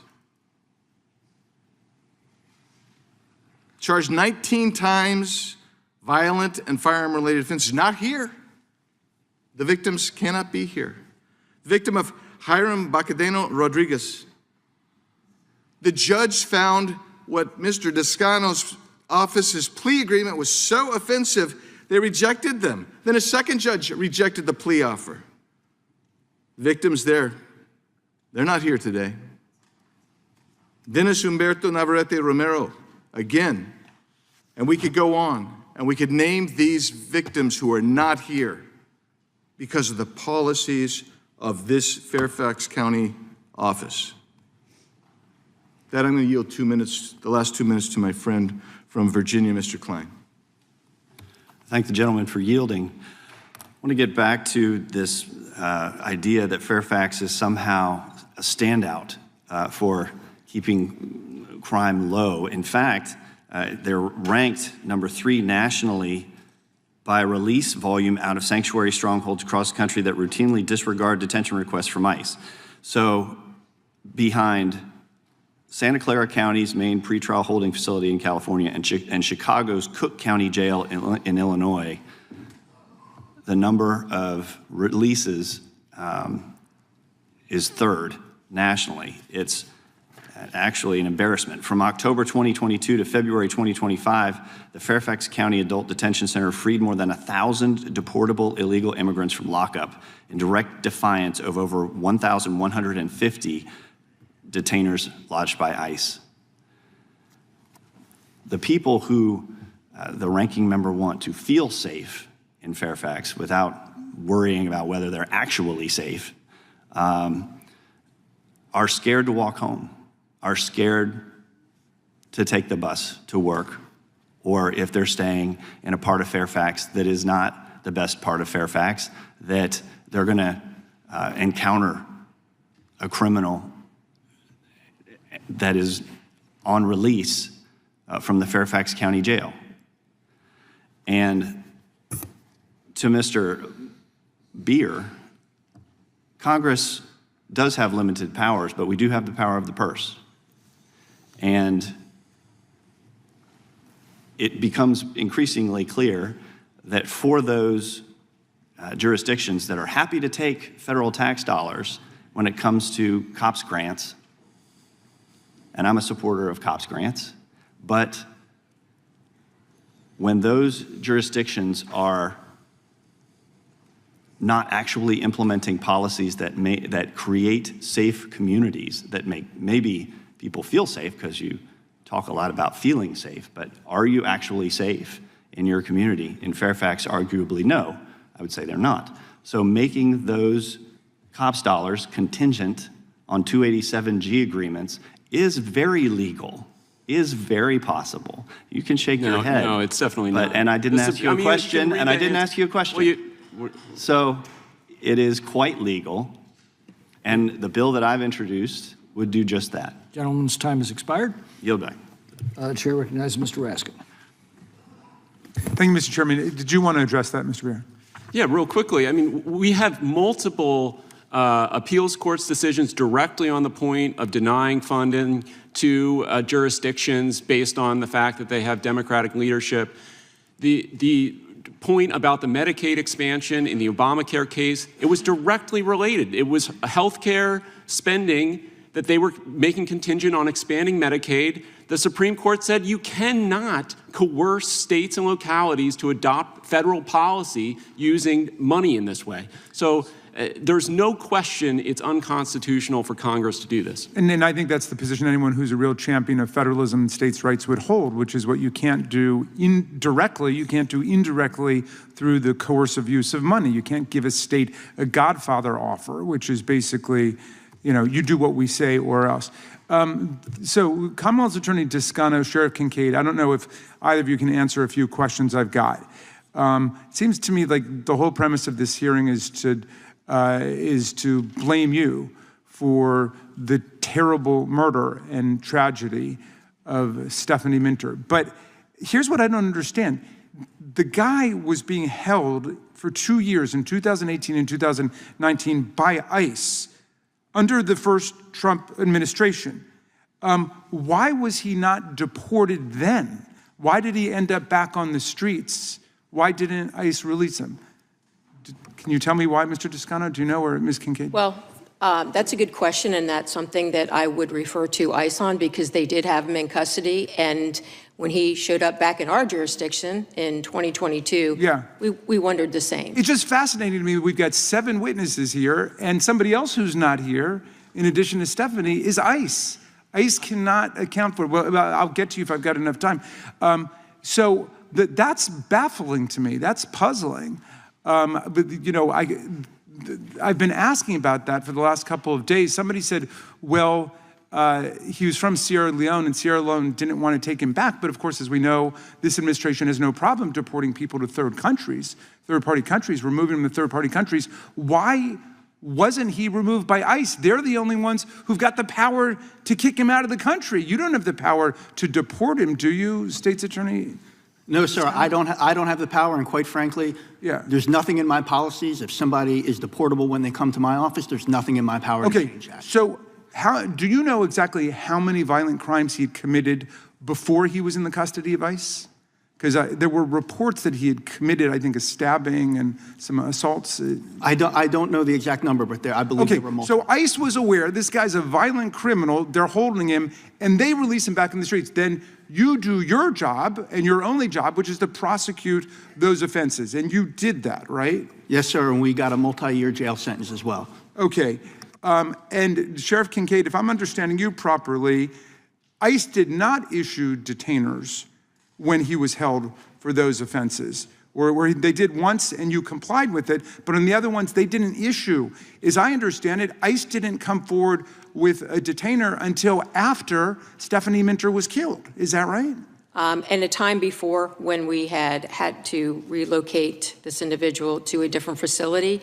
Other than that, there were no detainers at all. Okay, and again, I feel like we're in a courtroom in Fairfax County, Virginia, or in the Richmond legislature. Obviously, if somebody doesn't like the job that the sheriff is doing, if somebody doesn't like the job the Commonwealth's attorney is doing, run against them. I mean, one of these sounded, Mr. Kennedy, you sound like a campaign speech you were making. You've got the right to run against him. Have you faced a re-election yet, Yes, sir, and I won with 77% of my community's vote. And are you elected, Sheriff Kincaid, or are you appointed?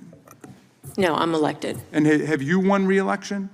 Several times with the majority of the vote. Okay, and I take it that all of these issues, which are complicated, which are a result of the failure of Congress to actually engage in comprehensive immigration reform, are heavily debated in Fairfax County. And we don't need to kick off your next re-election with debates here about your performance in office. And I think that that's beneath the dignity of this committee to be telling local officials they should be defeated or should resign from office. That doesn't make sense to me. Mr. Beer, what should Congress be doing to get us out of this constant immigration nightmare? We almost had a big bipartisan deal at the end of 2024. Everybody in the Senate agreed to it. All the Democrats in the House agreed to it. And then I think Donald Trump said, I don't want a deal. I want an issue to run on. Is that right? Yeah, I mean, the bottom line is, as you said, we need bipartisan immigration reform. Suspend for a moment. The gentleman's time's expired. I'll give you a very brief time to answer that question. You can also respond to it in later questions. We need to get back to legality and orderly immigration. And that means a process for people who are peaceful people to get legal status, and for people who are peaceful to come here legally.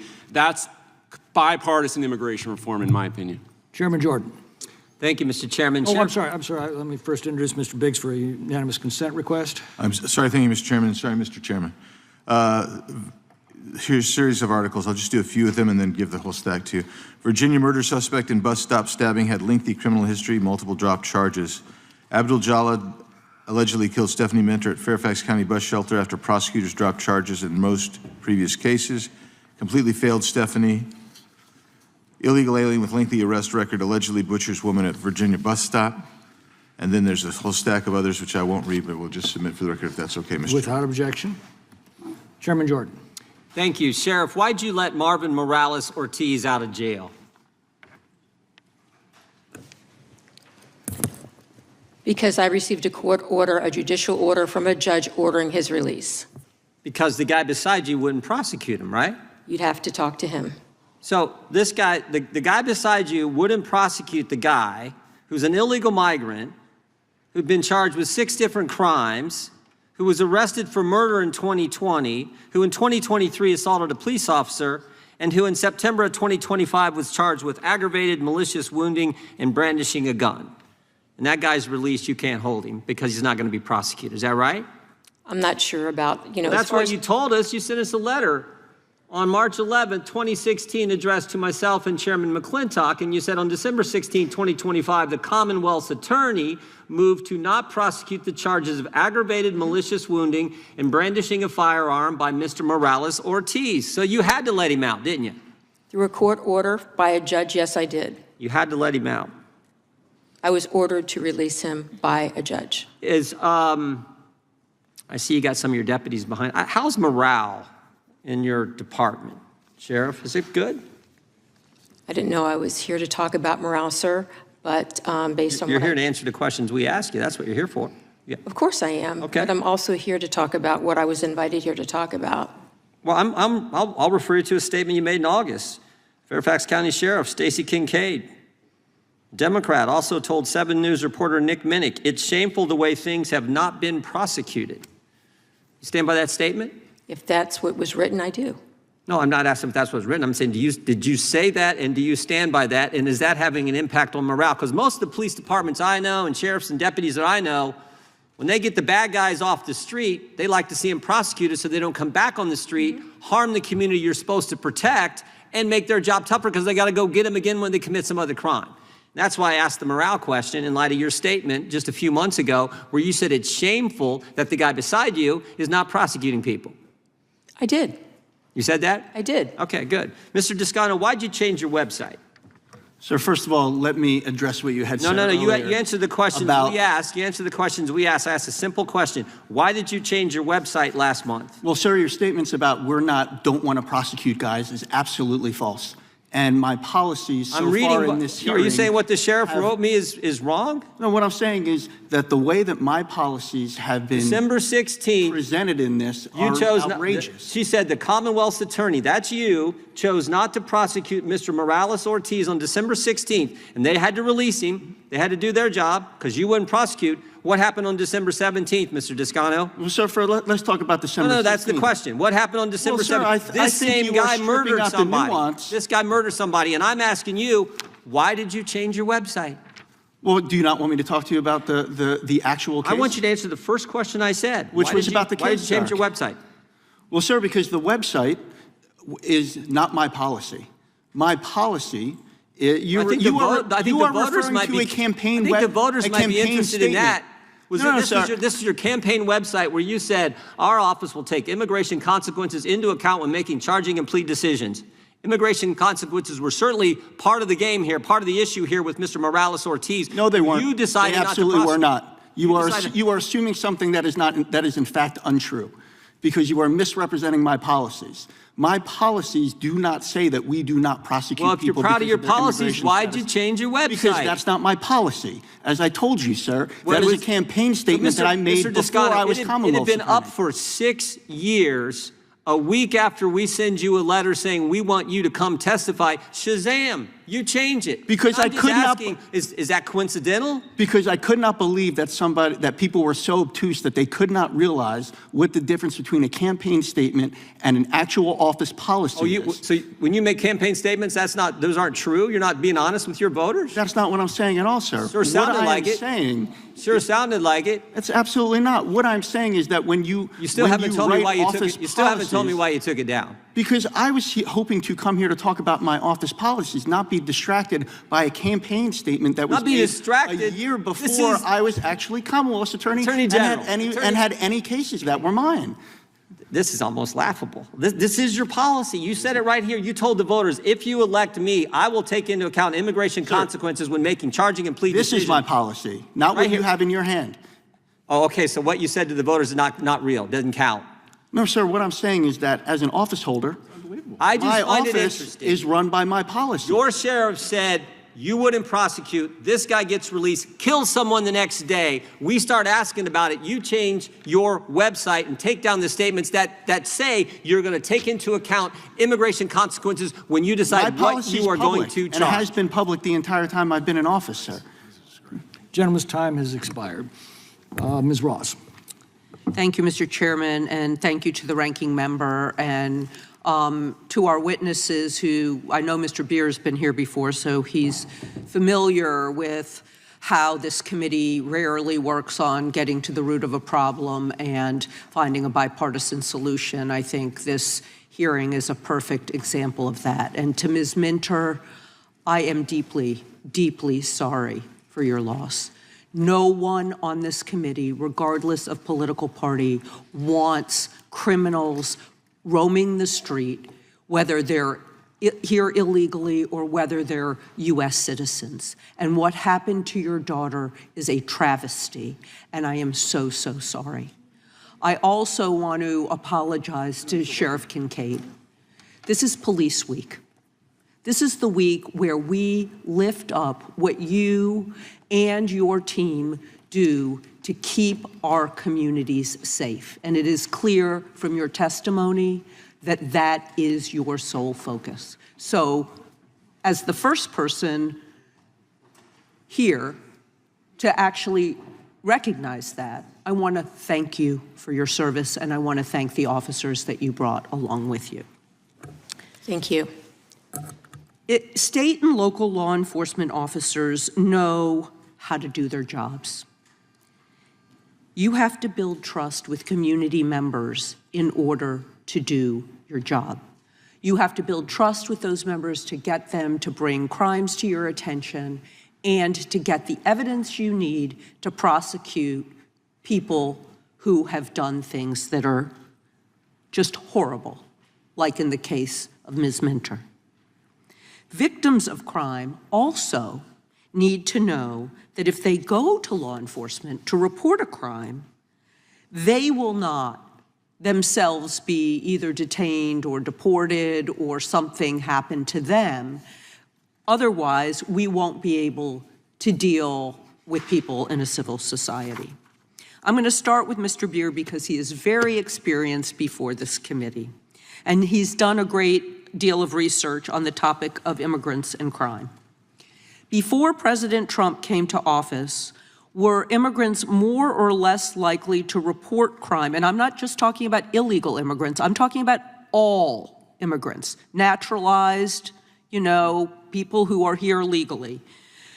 More or less likely to report crime and cooperate with the police compared to U.S. citizens? They were more likely, according to the Crime Victimization Survey, which is administered by the Department of Justice every year, more likely to report crimes to the police than U.S.-born individuals. And that also holds true for non-citizens, half of whom are in the country illegally at that time.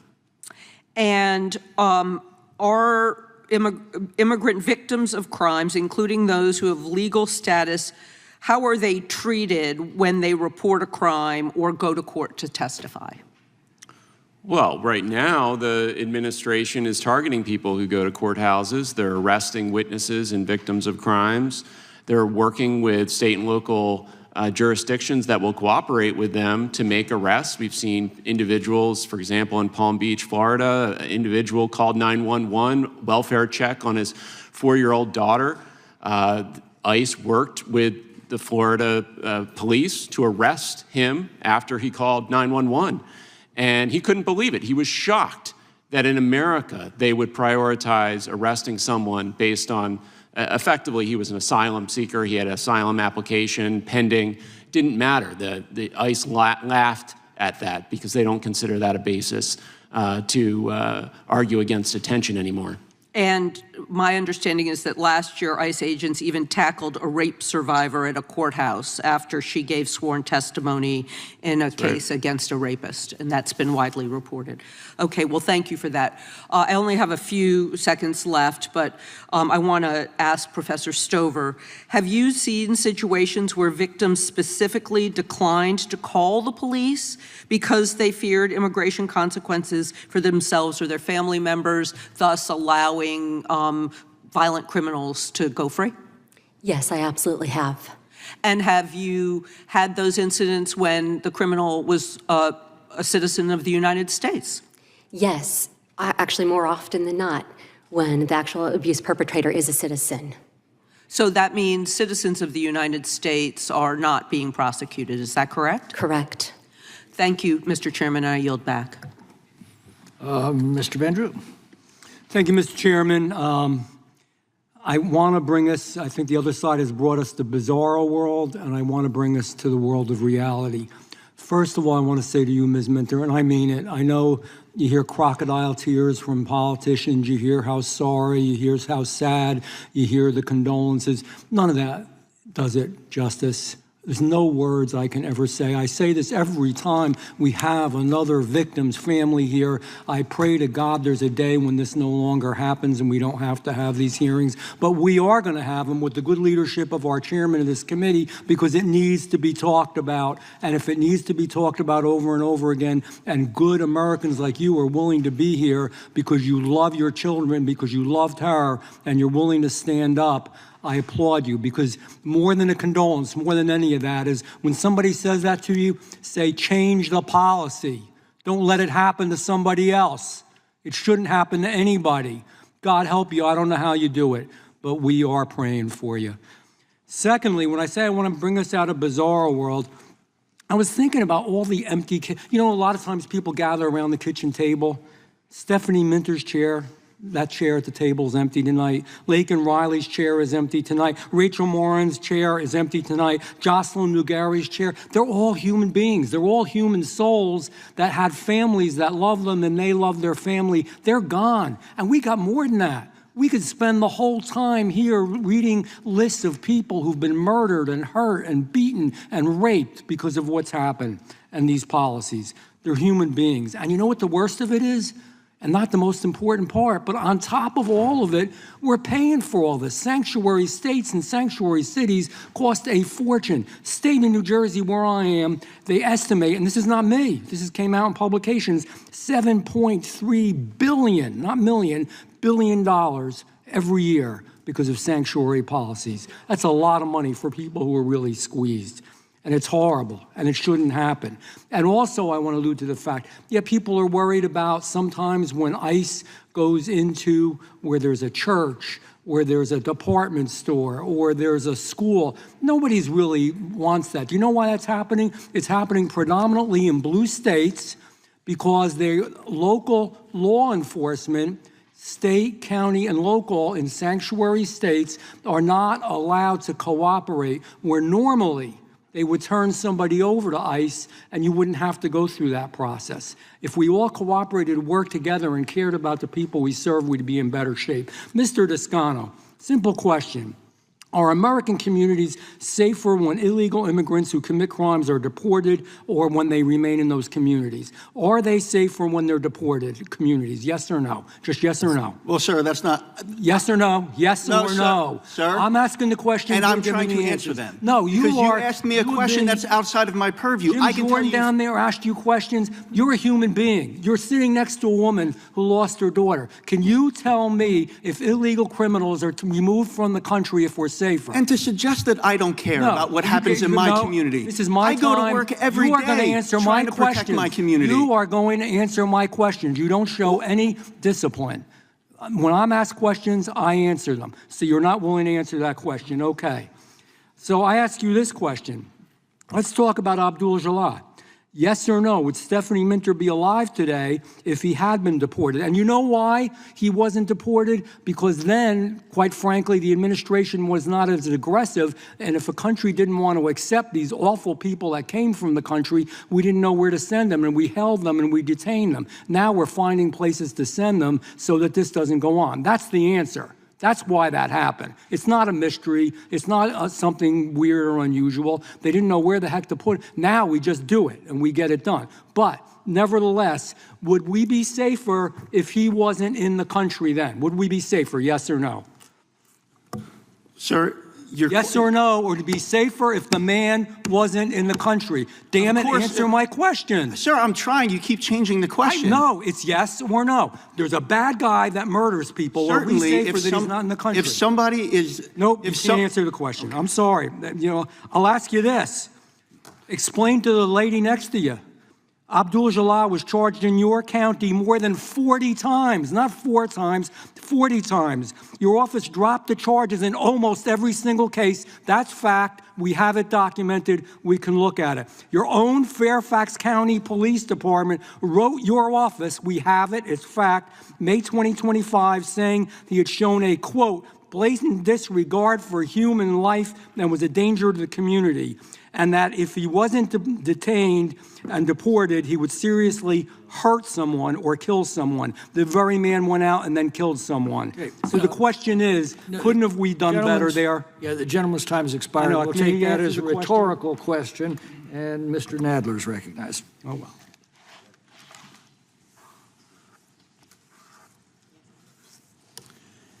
Thank you, Mr. Chairman. Mr. Chairman, this subcommittee has hardly been busy this year. Clearly, Republicans have no desire to conduct oversight of the Trump administration's brutal and reckless campaign to strike fear in immigrant communities across the country.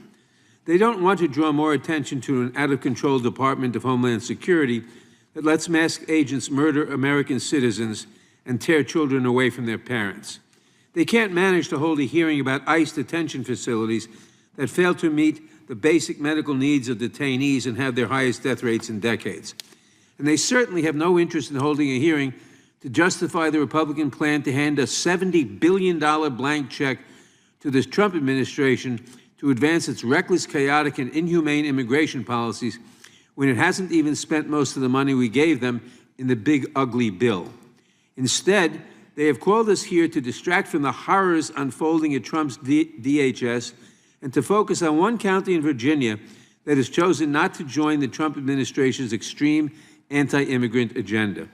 They want to shine a spotlight on Fairfax County, one of the safest places in the country for a county of its size, because they think it's a good opportunity to engage in their favorite sport of fear-mongering and demagoguery.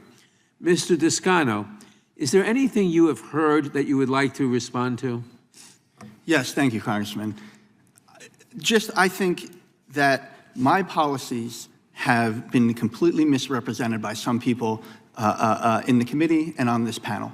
My policies are prosecution policies that are meant to keep my community one of the safest large counties in the country. Lastly, I'd like to really drive home the point that when it comes to this Abdul Jalal case, my policies are a red herring.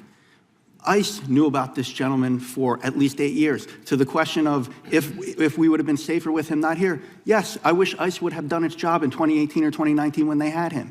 So the idea that my policies impacted many of these cases that are being talked about is simply a red herring and not true. Thank you. Mr. Beyer, the Trump administration claims that it's only going after the worst of the worst and targeting criminals. But according to ICE's own data, the majority of immigrants they have detained have no criminal record. Is the Trump administration really going after the worst of the worst? No, not only do 72% not have a criminal conviction, only 6% have a violent criminal conviction. You look at how DHS internally is classifying its detainees. They have multiple threat levels, 3 different threat levels, and they actually deem 72% of the people, when they have to do it internally, decide, okay, we need to actually rank these people and prioritize who do we need to detain. 72% of the people entered and booked into ICE custody were not deemed a threat. So it's according to their documents, their own analysis from the Department of Homeland Security under Secretary Noem, who put out this information. So no, they're not going after public safety threats. That's totally wrong. They're going after people going to work. They're racially profiling Americans, as I said. They're even arresting legal immigrants and again, setting them up for arrest by not processing their applications. Joseph Edlow, who's the head of USCIS, has a policy. They're just going to shut down processing of the vast majority of green cards. And so that results in people losing status and enables ICE to go out and arrest them.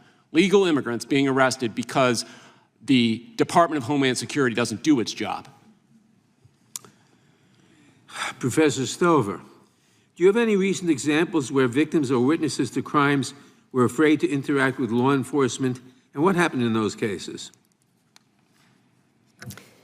Yeah, it's incredibly common now that there's just an absolute fear of interacting with law enforcement and even seeking civil protection orders, the civil remedies. So it's not only a fear of increasing.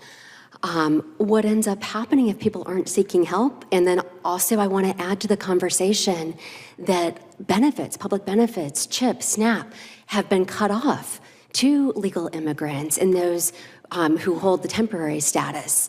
And so really what's happening is that the abuse is continuing and that people's financial security is weakening. And what we have is greater crime. Thank you. Mr. Byer, can you explain why civil immigration detainers are unlawful under the Fourth Amendment? Well, you can't hold someone unless you have probable cause in a court order. And this is Once again, the gentleman's time's expired. Brief response. You can pick it up on the next question. There are multiple appeals court decisions on this. You cannot detain someone based on a civil detainer that's not based on a court order. So if Fairfax gets a court order, they will detain them, but without a judicial order, they don't have authority under the Constitution to detain Thank you, people. Mr. Chairman. I yield back. The gentleman doesn't have any time to yield back. Mr. Fry. Thank you, Mr. Chairman. I'm going to yield to I yield it nonetheless. I'm going to yield to the chairman here in a second, but I think this is actually a remarkable hearing, what I've witnessed today, both from the sheriff and the Commonwealth's attorney. The inability or the unwillingness to prosecute crimes that are committed in your jurisdiction, I think, is almost a fireable offense, and I hope that the good people of Virginia remove you from office.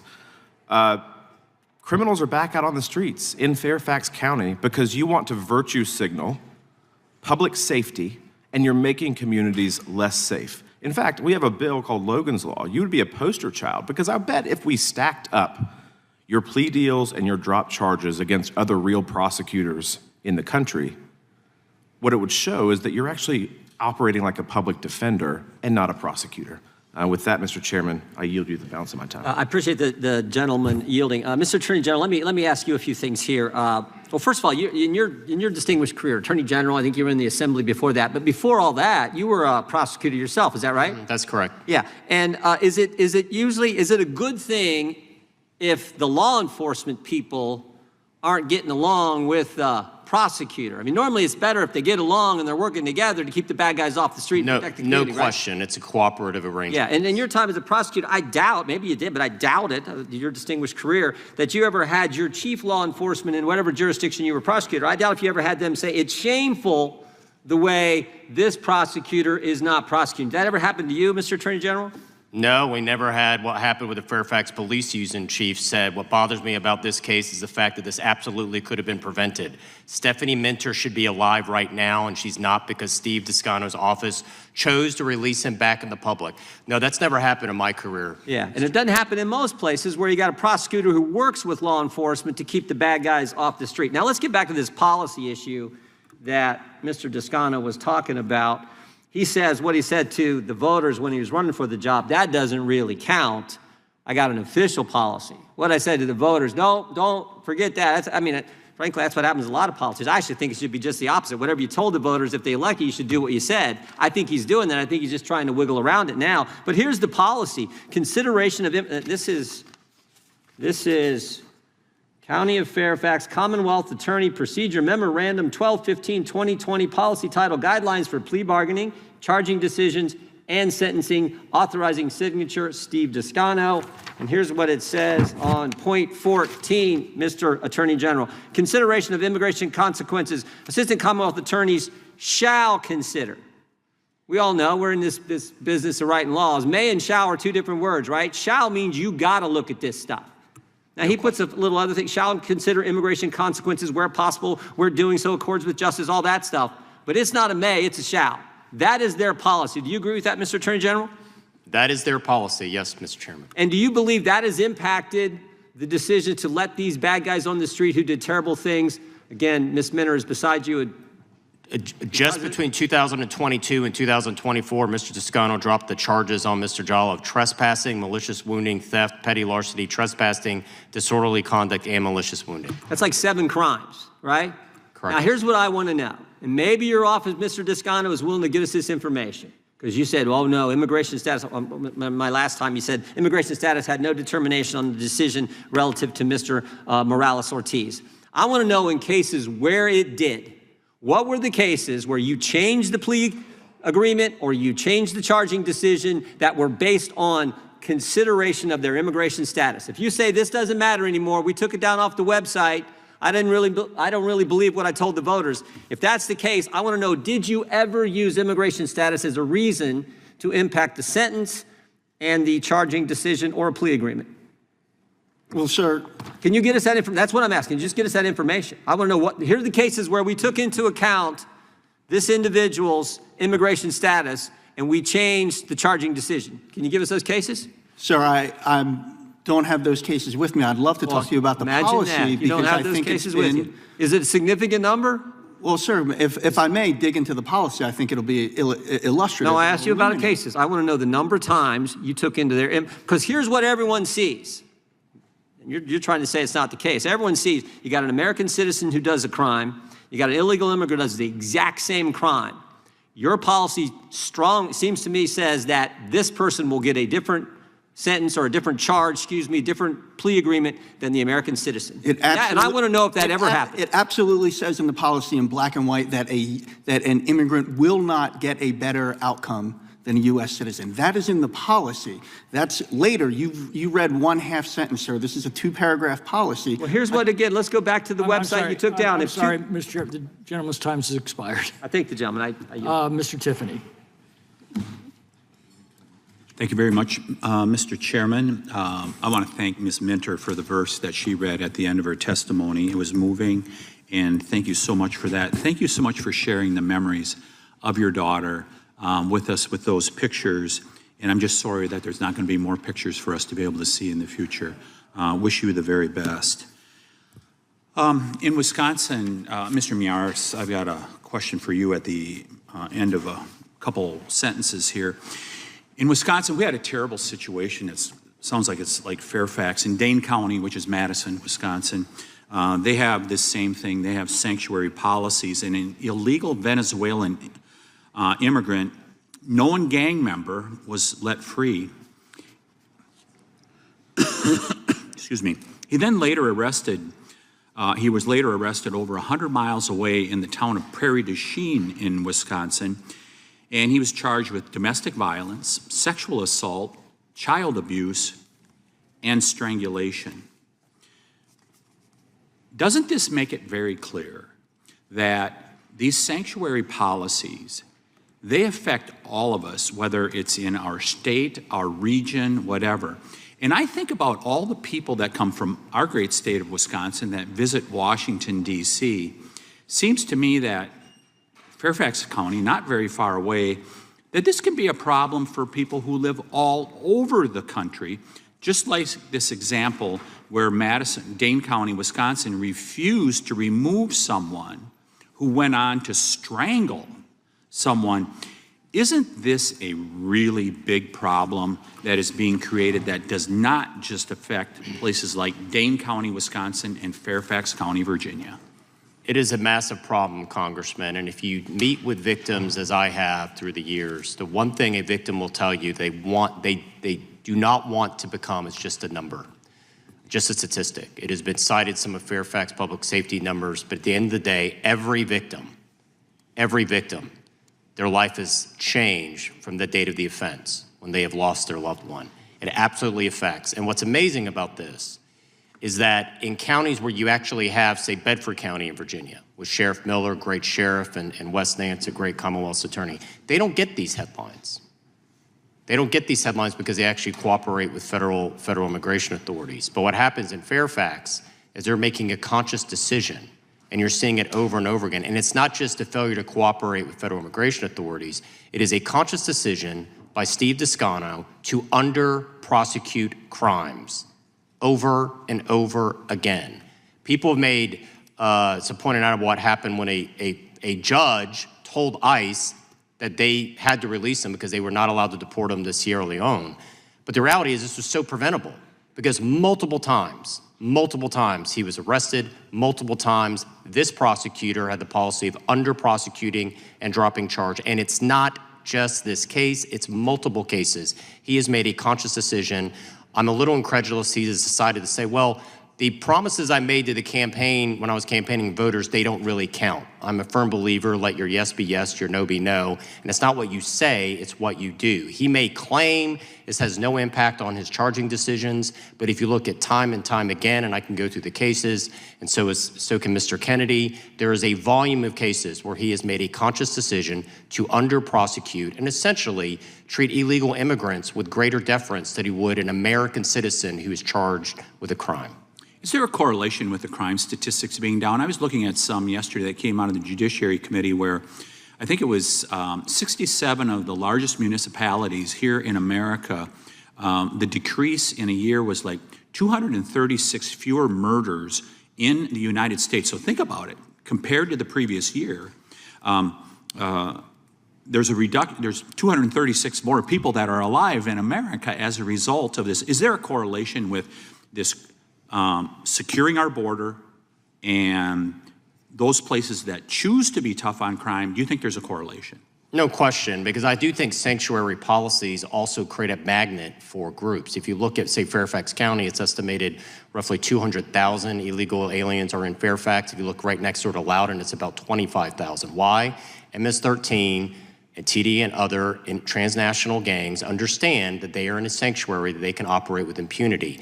They then reside in Fairfax and oftentimes are committing their crimes all over. So Fairfax and Dane County, Wisconsin, they're actually magnets for violent illegal aliens. Right. They know they can go there, and if they're picked up on a charge, they know they have local government. In this case, the Fairfax Board of Supervisors has passed the trust policy, which is an explicit prohibition on cooperation. And they know this. They're not dumb. They know which localities are open the doors to them and which localities cooperate with federal authorities. Gentleman's time Thank you, has Mr. Chairman.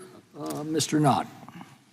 Thank you, Mr. Chairman. Ms. Minter, I'm so sorry. This is clearly a preventable crime, despite what has been said. As the father of two daughters, I can't imagine what you're going through, what you will go through, and candidly, I would not be acting as civilly with some of the people you're seated with had I suffered what you've had to endure. So thank you for being here. Mr. Descano, you said that, quote, we prosecute Virginia cases. Is that correct? That is correct, yes. And you painted a picture of being rigorous in your efforts to prosecute bad people, correct? Yes, when we prosecute, of course, we take a look at every case. Yep. We are constrained by the evidence. We're constrained by the law. And I will tell you, Congressman, you know, I think what is happening here with the number of cases that we're talking about are that I want to talk to you about one of those cases. I want to talk to you about one of those cases, sir. Mr. Hiram Rodriguez, remember that case? I do. Leading up to the crime that I want to talk about, the defendant's criminal history included multiple charges and arrests for indecent liberties, exposing himself to a child less than 15 years of age, disorderly conduct, illegally entering a property to damage, burglary.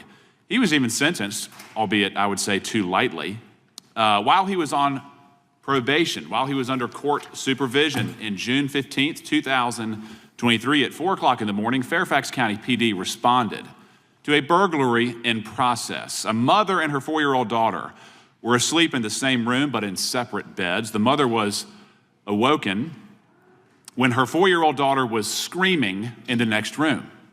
She went to investigate. The attacker dropped the 4-year-old and fled the scene. It was clear that the 4-year-old had been abducted from her bed, Her buttocks had been grabbed. Her torso had been bruised. The victim displayed immediate bruising. The mother did not see the attacker's face, but the 4-year-old said he was a, quote, big man. Law enforcement identified Mr. Rodriguez by 2 ways. Forensics recovered a finger and palm print from the window that he jarred open, in this case, and matched footprints outside the house where he was standing with a mud print inside the house. Eyewitness testimony later identified Rodriguez as having been loitering for days outside this apartment building. He had been seen using drugs in the neighborhood, and he had been pacing around this particular unit in the days leading up to the crime. Police secured 2 warrants. One, statutory burglary, specifically alleging that Rodriguez entered an occupied dwelling, seizing a 4-year-old with the intent to commit murder, rape, robbery, or arson. Maximum penalty is 20 years. Abduction of a 4-year-old with the intent to defile such a person was the second charge, with a maximum penalty of life. Once it was handed over to your office, inexplicably so, you immediately reduced the burglary offense to a misdemeanor, which capped the sentence at 12 months. You then reduced the abduction charge to an offense that was a lower degree and capped the sentence at 10 years. When you entered into a plea agreement, you tried to bind the court so they could not sentence this person to any term over 2 years. Is that not correct? Sir, I'm so glad you brought this case up. Is that not correct? Well, because I would like to explain, sir. It is correct. And the court rejected it. Sir, I know the case file. I'm talking. It was a judge that was appointed by Senator Warner. This is not a right-wing judge. This is a liberal judge. And you know why he rejected it? Sir, he saw what you should have seen. He cited overwhelming evidence. So can we talk about the evidence, this person was a threat. I know it and you don't. Quit talking. And I would love to tell you about it. This person was a threat. He yanked a 4-year-old girl out of her bed with the intent to harm her, and you wanted to give her a cap of 2 years. Sir, this is a great example. And then when the plea agreement was rejected, what did you do? Sir, this is a great example. What did you do? This is a great example of a case. You know, I've prosecuted. I've prosecuted And cases. then you understand and when cases you're that evading like that, you know what that's a sign of? Guilt. What did you do? Sir, you dismissed the case. Sir, can I please talk to you about this case if you want to know about it so much? Be quiet. When you dismiss a case, what happens to that defendant? He walks free. Walks free. A disgusting, perverted individual preying on children that you dismissed the case. As the father of 2 young girls, one of them's 5. That is as shameful as anything I have seen. Talk to me Quit defending the indefensible. You clearly don't. Absolutely not. You dismissed the case and it's shameful. Sir, you're a coward. You are a coward. You won't even let me talk to you about the case. It's indefensible, sir. I yield back.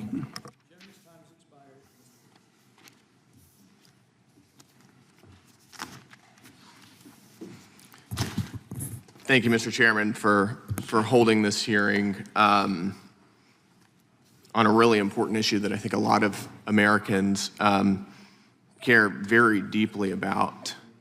Mr. Descano, I want to start with you. I've got a couple questions for you. I've got a document titled Guidelines for Plea Bargaining, Charging Decisions, and Sentencing. And it states that prosecutors shall consider the collateral immigration consequences of the specific crimes the defendant is charged with and the detrimental impact the deportation removal has on the families and community. Not from your campaign website. This is the official policy document as well. Is that correct? Do you recognize this? Yes, you read a portion of the policy, sir. That's right. I'm not going to read the full thing. I don't expect you, sir. It's about 11 pages, so I'm not going to read the full thing. I want to better understand how you weigh an illegal alien's immigration status whenever you're making charging decisions. Do you know who Ander Jose Cortez Mendez is? Are you familiar with that case? Yes, sir. Okay, this is a Guatemalan illegal alien who was arrested in March of 2024. He was initially charged with, quote, carnal knowledge of a 13 to 14-year-old.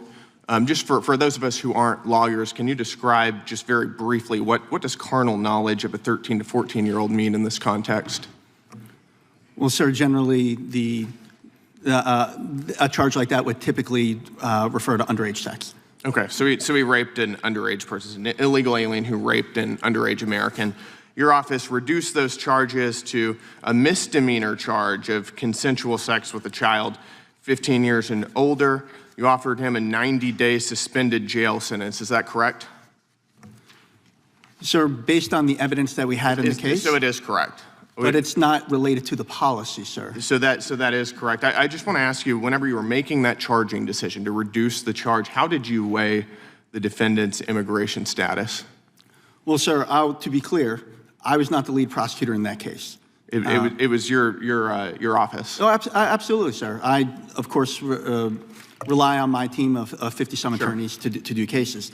But I think what is important is that oftentimes, as you know, sir, as a prosecutor, we're constrained by the evidence. We're constrained. I just need to know, how did you take into account the defendant's immigration status?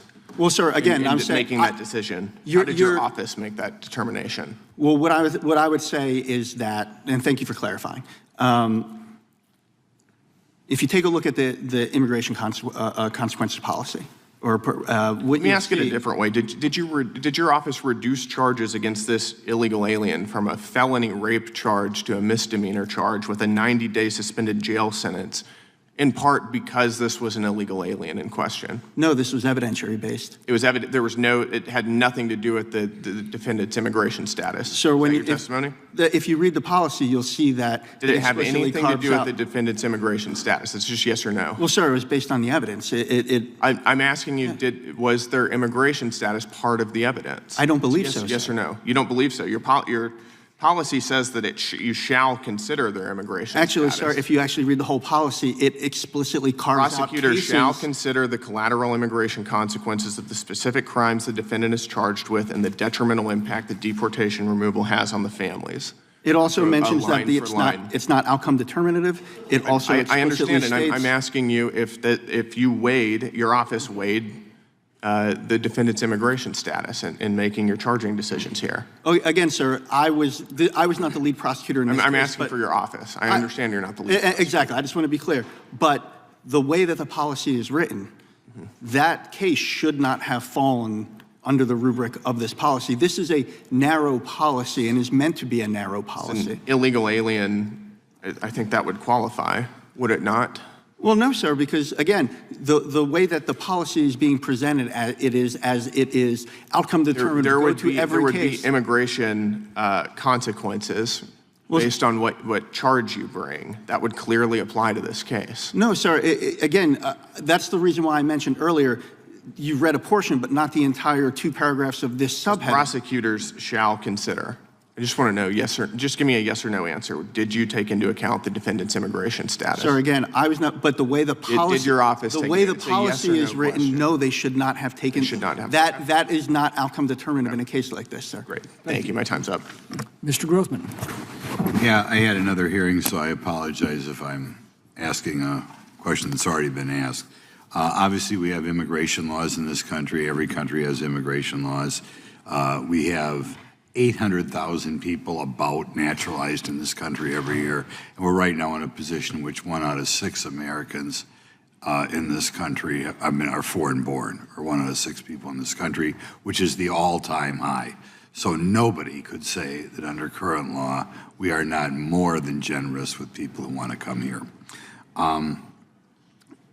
Nevertheless, there's some people who I can only, unless they're very foolish, are trying to destroy the country by, in addition to the 800,000 people getting sworn in, want to let unlimited other people in the country.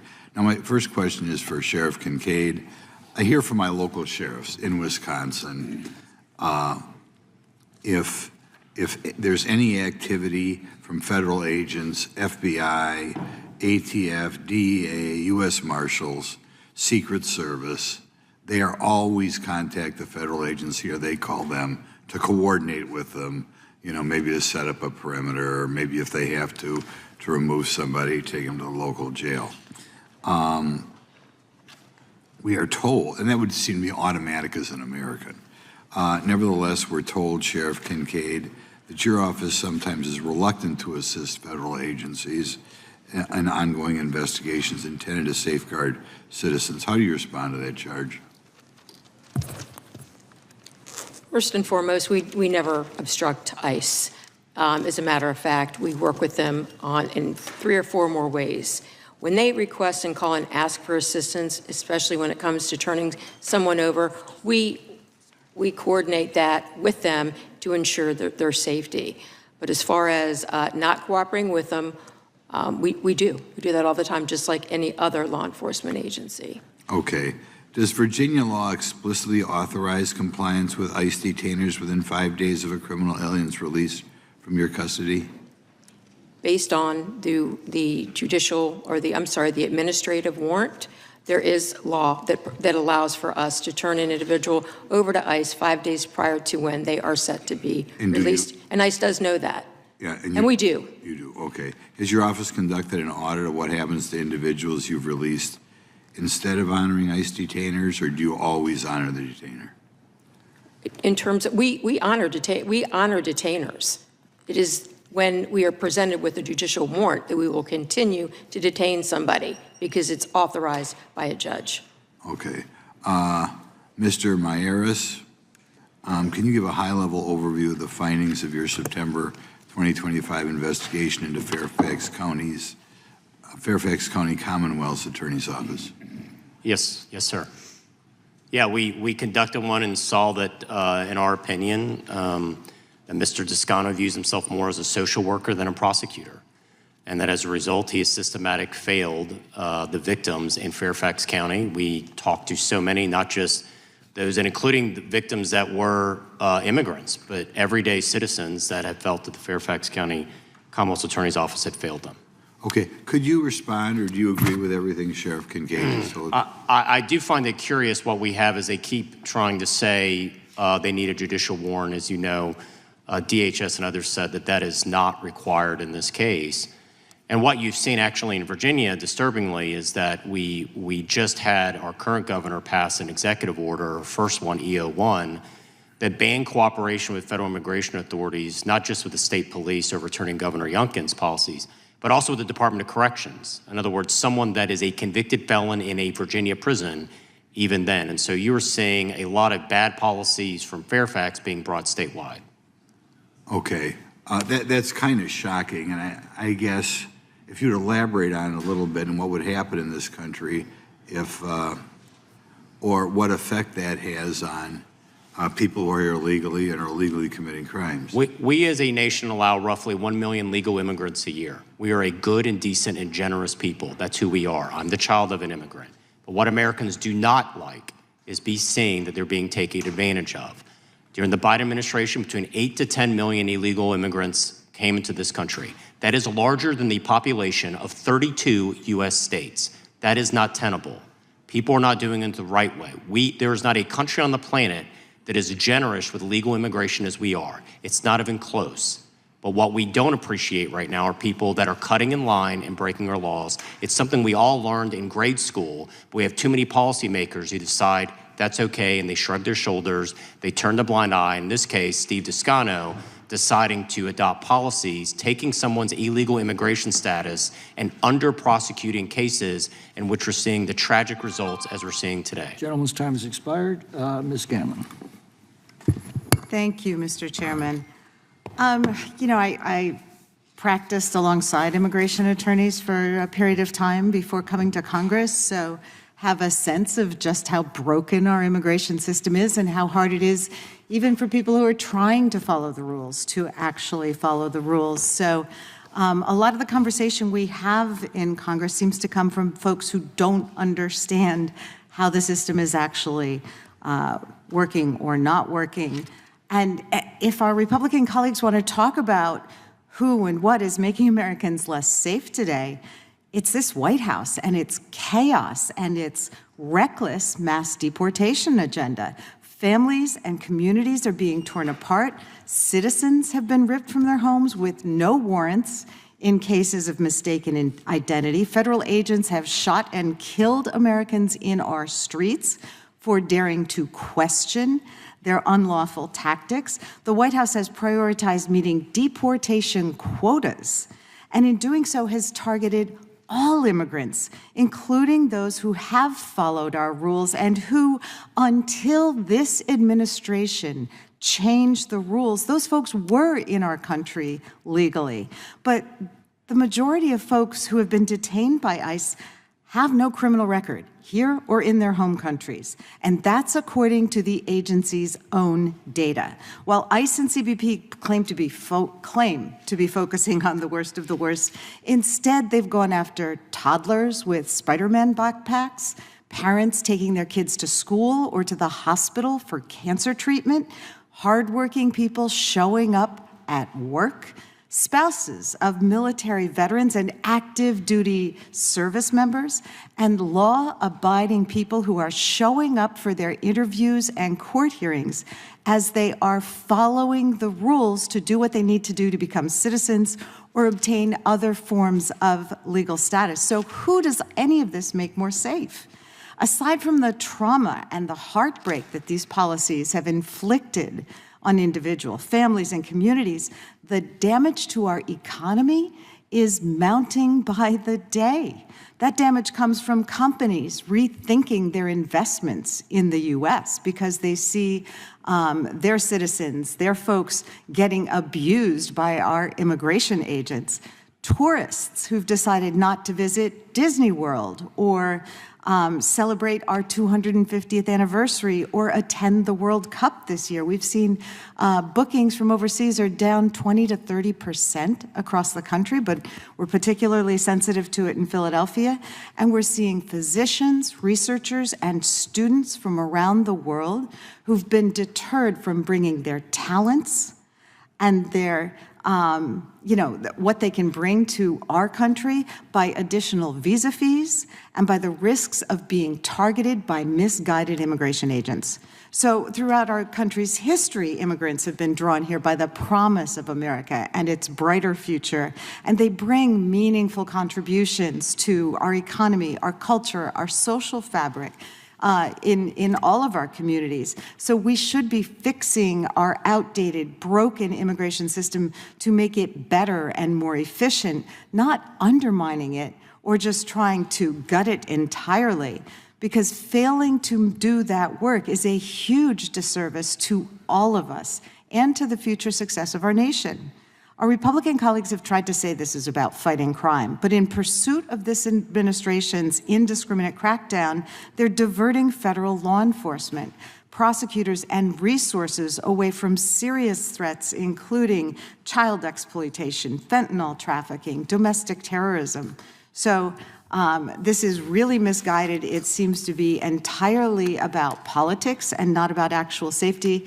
Mr. Toscano, in the few seconds we have left, is there anything you would like to add? Because you seem like you've been a very practical and engaged public servant. Well, thank you, Congresswoman. And there are a few things I'd love to add. First of all, let me be clear.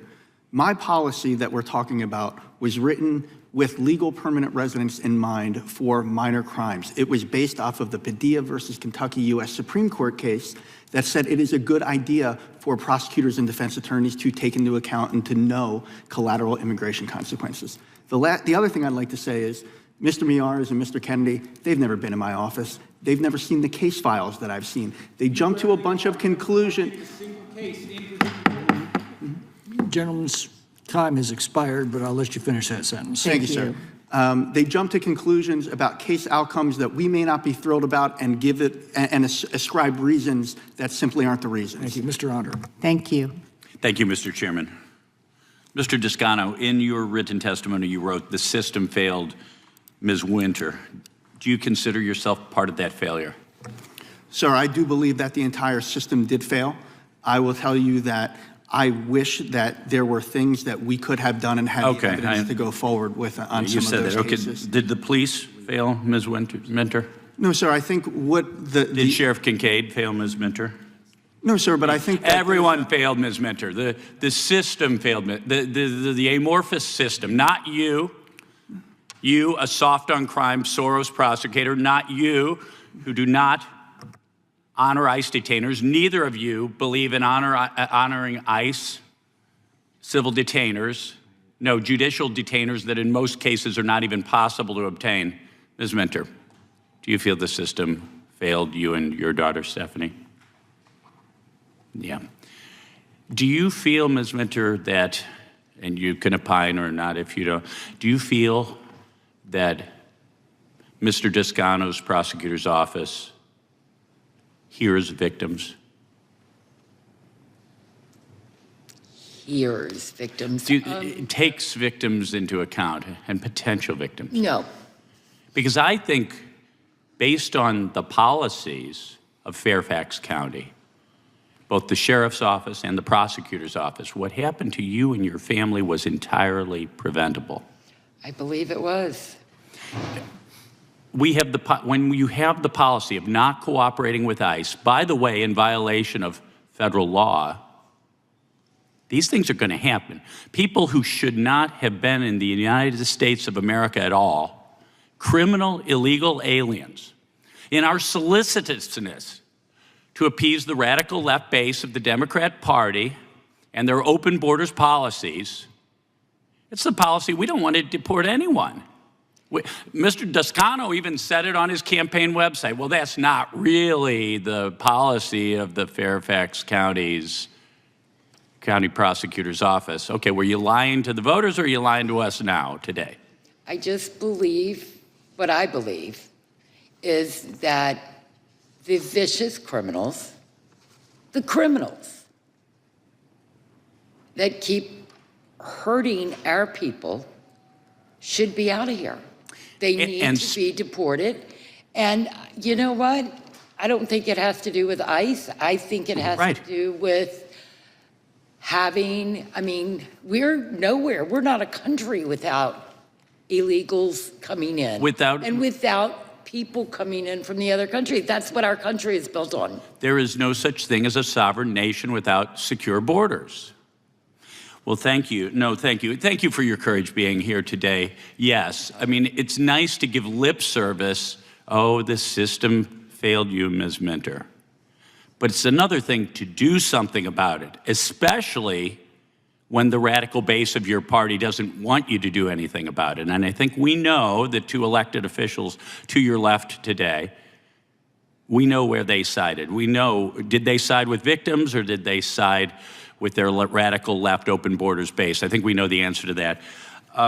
Mr. Beyer, you kind of implied that somehow because the United States is so dysfunctional regarding legal immigration, that somehow encourages illegal immigration. In some way, I may believe that.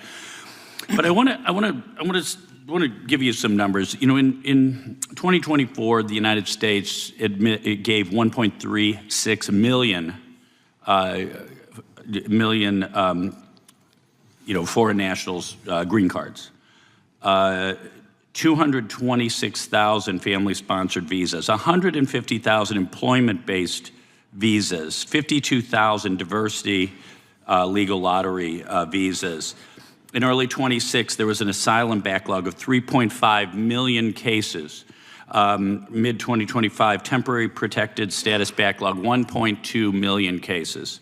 Mr. Mayer said, and I think I got this right, there's no country on this planet that's more generous to legal immigrants than the United States of America.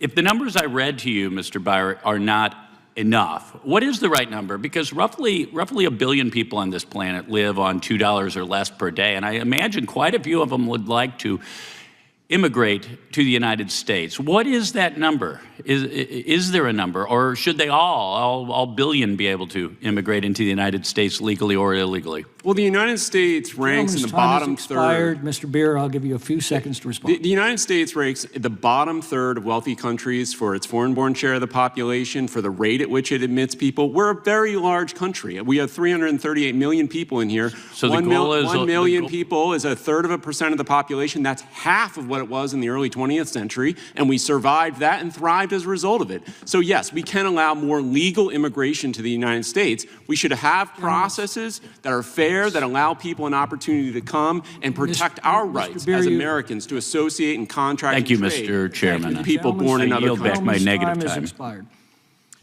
I'll recognize myself. We've got a unanimous consent request. Ms. Jayapal. Thank you, Mr. Chairman. I seek unanimous consent to enter into the record an opinion piece from our Seattle City Attorney entitled "Seattle's Welcoming City Policies Keep Us Safe." Without objection. I'll now recognize myself for 5 minutes. Mr. Descano, in the case of Mr. Rodriguez, whose charges you dropped in the case of the 4-year-old who was attacked in her own bedroom, I understand he was later taken into custody by ICE and deported. I'm just curious. Did you notify ICE of that release so that they could deport him, or was it the little girl's mother who had to call ICE to get him out of your community? Sir, we did not call ICE. The mother had to call to get him out of your community. Mr. Mayoris, we keep hearing from Sheriff Kincaid, among others, that they'd be happy to respond to a federal judicial warrant to honor a detainer request. Well, is a federal judicial warrant possible to obtain in a state crime? No, it's not, and they know this. And if deportation is a civil matter, how does one get a federal judicial warrant? You can't. Again, they know this. So they're basically lying to the public. They're counting on the public not understanding that what they're asking for is legally impossible. It's legally impossible, yes, Mr. Chair. Mr. Kennedy, do you find it odd that the Democrats are blaming ICE for not deporting this particular suspect who's accused of murdering Stephanie Minter? And yet at the same time, they refuse to notify ICE so they can deport such suspects, and they refuse to fund ICE so that they can deport such suspects. I do find it odd, but I'm actually going to extend agreement to the Democratic side because I believe that Mr. Jallo should never have been deported whatsoever. He should have spent the rest of his natural life before Stephanie Minter's death in the Virginia Department of Corrections. And short of that, he should have been deported to Sierra Leone after he served his sentence. None of that came about. He was never sent to prison. Mr. Descano said that he obtained a sentence for him for multiple years. He never left Fairfax County. He never was sentenced to prison. He spent time in the jail and was released because of good time credits. Mr. Jallo should have spent the rest of his life in prison and then been deported. I should have to go on. We keep hearing that these sanctuary policies enhance public safety. What have your studies shown? That these aren't the same thing. That every single person who is injured or is a victim of a property crime, a person crime, let alone a homicide, was a completely preventable homicide, was a completely preventable crime. And so these are all excess things that didn't have to happen. And when it comes to repeat offenders, I identify in my testimony 25 incidents, 25, and half of them are unknown to the rest of the public, where escalating violence occurred, escalating here. And that's including 3 out of 7 homicides in Fairfax County. The Center for Immigration Studies looked at the escape documentation from states seeking reimbursement for illegal aliens held in their state prisons. They found that illegal aliens are typically at least 3 times as likely to be incarcerated than citizens or lawfully present aliens. Mr. Mayoris, Democrats say this is all necessary to get illegal immigrants to report crimes. But in fact, if an alien is the witness to or a victim of a crime, don't they qualify for a U visa to remain in this country under current law? Well, I don't think it builds community trust either when you see a catch and release program being instituted by this Commonwealth's Attorney's Office. That does not build trust for you to come forward to testify. Someone's not going to report a crime if they knew that criminal is going to be back on the streets later that afternoon to take vengeance. That is correct. And so what you have seen is a revolving door. Every policy Mr. Descano advocates for, policies he supported in the General Assembly, is to allow a revolving door, changing our bond policies in Virginia, and his own personal policies that they have in Virginia is to release criminals back into the community time and time again. And we know from his official policy that he takes in factor their immigration status as well. And ironically, when these criminals are released back into the community, they tend to prey on the illegal immigrant community where they've come from, do they not? No question. In fact, we had just a case recently where a legal immigrant from Bangladesh had her head bashed in by an illegal Haitian national with a long rap sheet who'd been allowed to remain in this country under the TPS program. You mentioned that Governor Spanberger is expected to sign legislation that would forbid cooperation with ICE. I assume that would forbid notifying ICE if and when Stephanie Minter's killer is released. Correct. He will be presumably in the Virginia Department of Corrections, and under a current executive order, as we noted, there's no requirement of a judicial warrant. They won't notify ICE, and so despite all of her public pronouncements, yes. Ms. Minter, Sheriff Kincaid said that she didn't have it in her budget to make a phone call to ICE to honor a detainer. Does that make you feel more safe? What's your response to Sheriff Kincaid? I think I'm just going to start keeping a list and calling ICE myself. Might be easier. My time's expired. Mr. Chairman, I have a few more unanimous consent requests. Go ahead. Ask unanimous consent to enter to the record Cato Institute, Mr. Beers, policy analysis titled Immigrants Cut Victimization Rates and Boost Crime Reporting. Yes, we've seen it without objection. Another one that is titled Family Says Virginia Domestic Violence Victim Didn't Seek Help Due to Immigration Fears. And another one entitled She Testified About Being Raped, Then ICE Showed Up, from the Atlantic. Without objection. Thank you, Mr. Chairman. And if there's no further business to be brought before the committee, I want to thank our witnesses for appearing before the subcommittee today. Without objection, all members will have 5 legislative days to submit additional written questions for the witnesses or additional materials for the record. And without objection, the hearing is adjourned.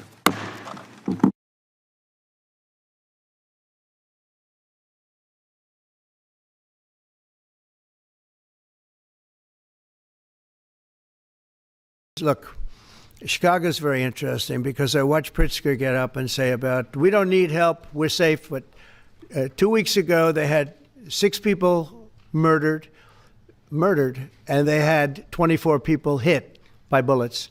Last week, as you know, it was 7 people, 24 people hit, and 7 people died. And then over the last 2 days, that was the crown jewel.